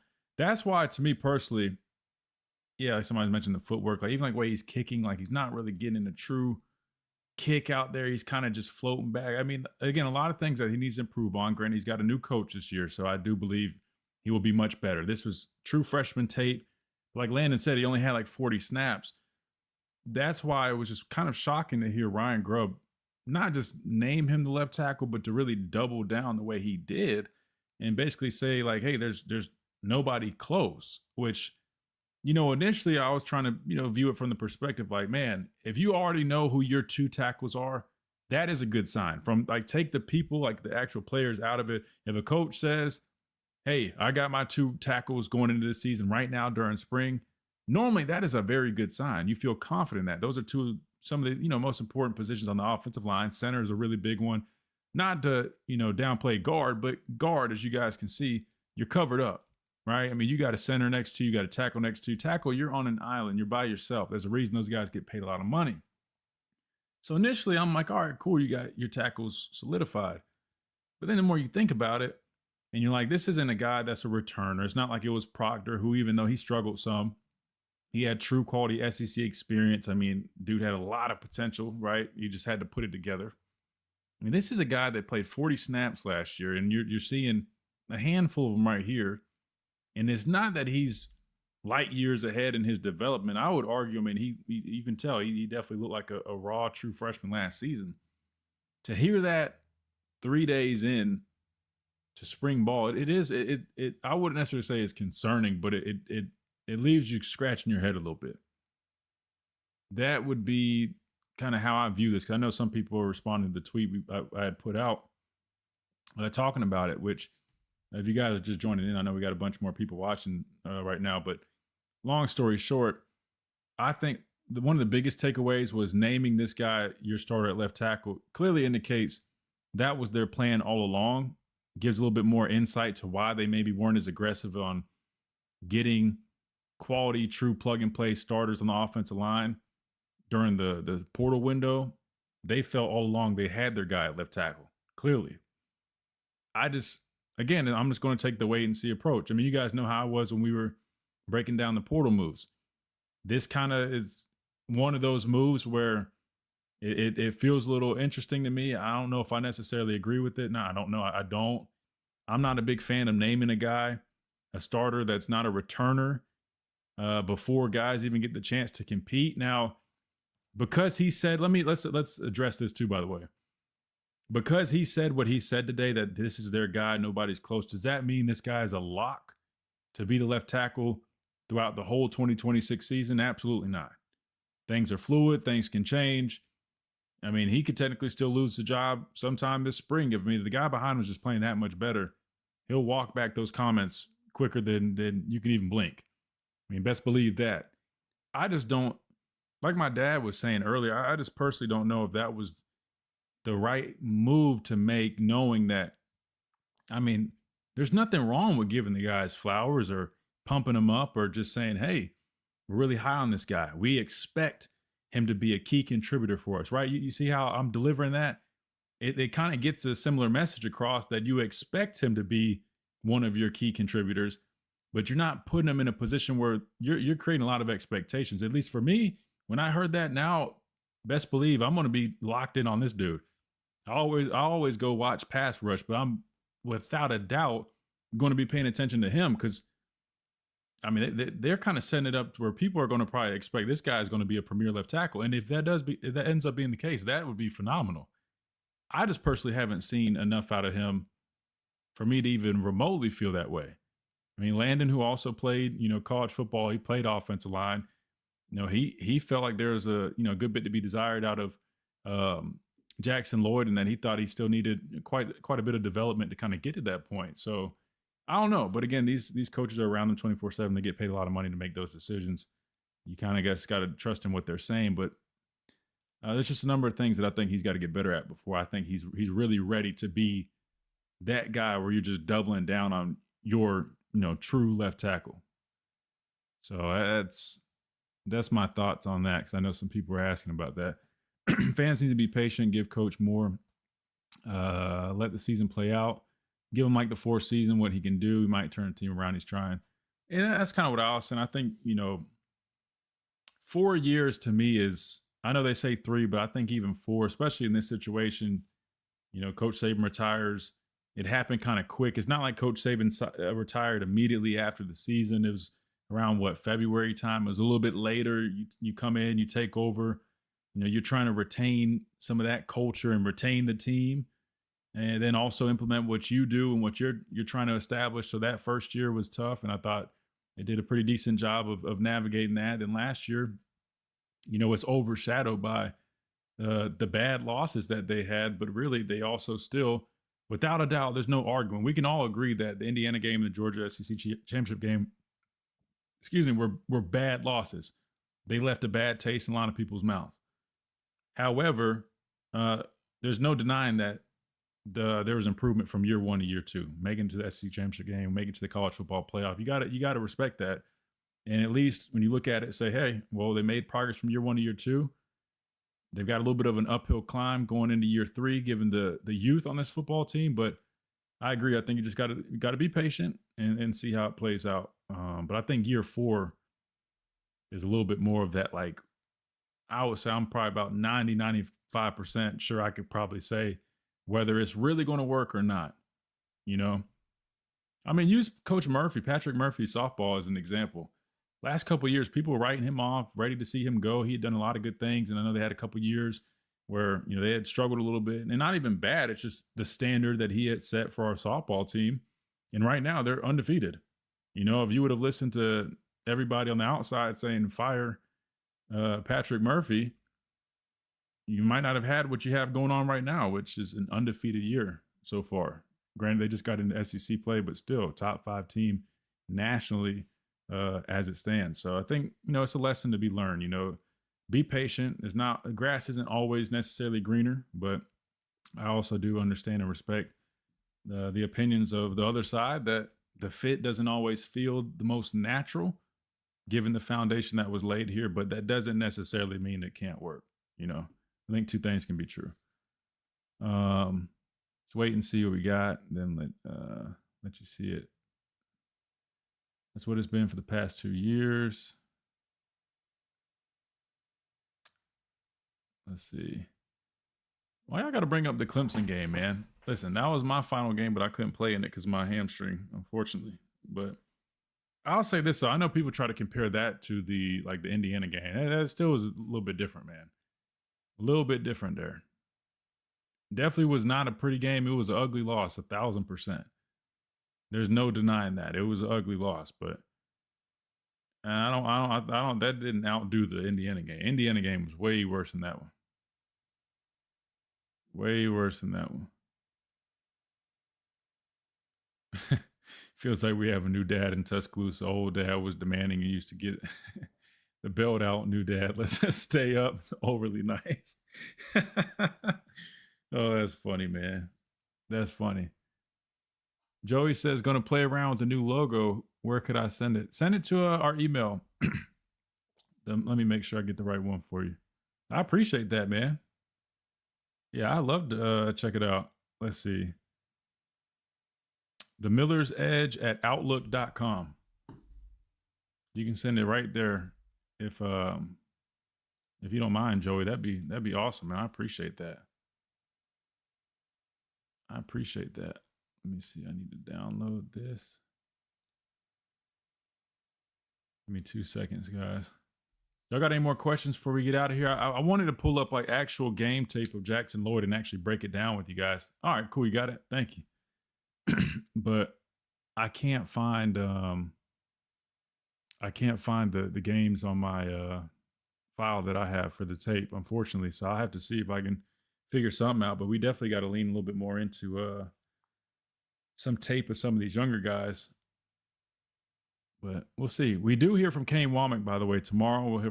We will hear from Kane Womack in the defensive side of things after practice tomorrow. So that should be pretty good as well. We'll see if Kane Womack is willing to name some starters. Hopefully not. I would rather things just be a competition throughout, but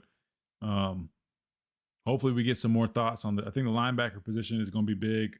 I know they asked Coach DeBoer about the bandit stuff, but hopefully somebody asks a little bit more in depth what some of that position versatility could look like. I mean, I think we kind of have an idea, but we'll love to hear it directly from him.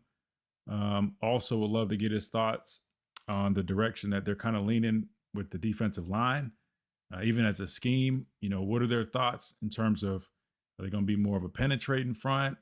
You know, how do they anticipate playing up front this year, given that they've got some, new personnel, defensive linemen that seem to be a little bit on the, I wouldn't say lighter side, but yeah, some spots seem a little bit lighter, like nose. Bringing in Terrence Green got a little bit more length, so definitely curious.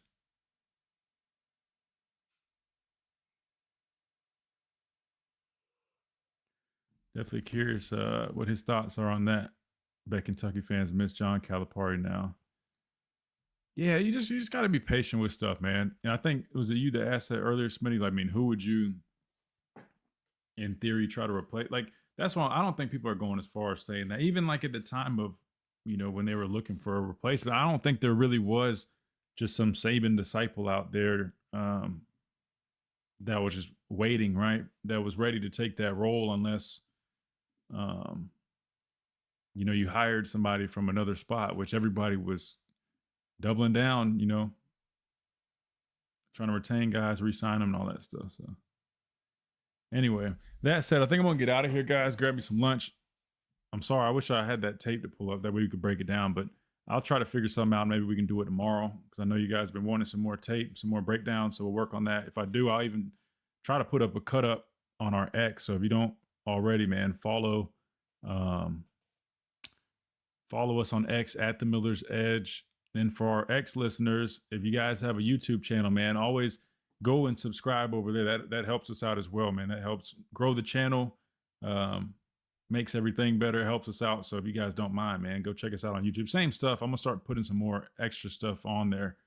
Like I'm about to post the Ryan Grub press conference on our own channel. So I'm gonna try to keep doing some more stuff over there. But that said, man, that'll do it for us today. Tomorrow we got a free for all Friday. I need to reach back out to Ryan Anderson, man. I know he mentioned he could probably come on later in the week. I need to confirm if he can do tomorrow. So maybe we'll get him on the show, chop it up with him. And yeah, we'll keep on talking ball. We got practice number 4 tomorrow. We'll discuss that.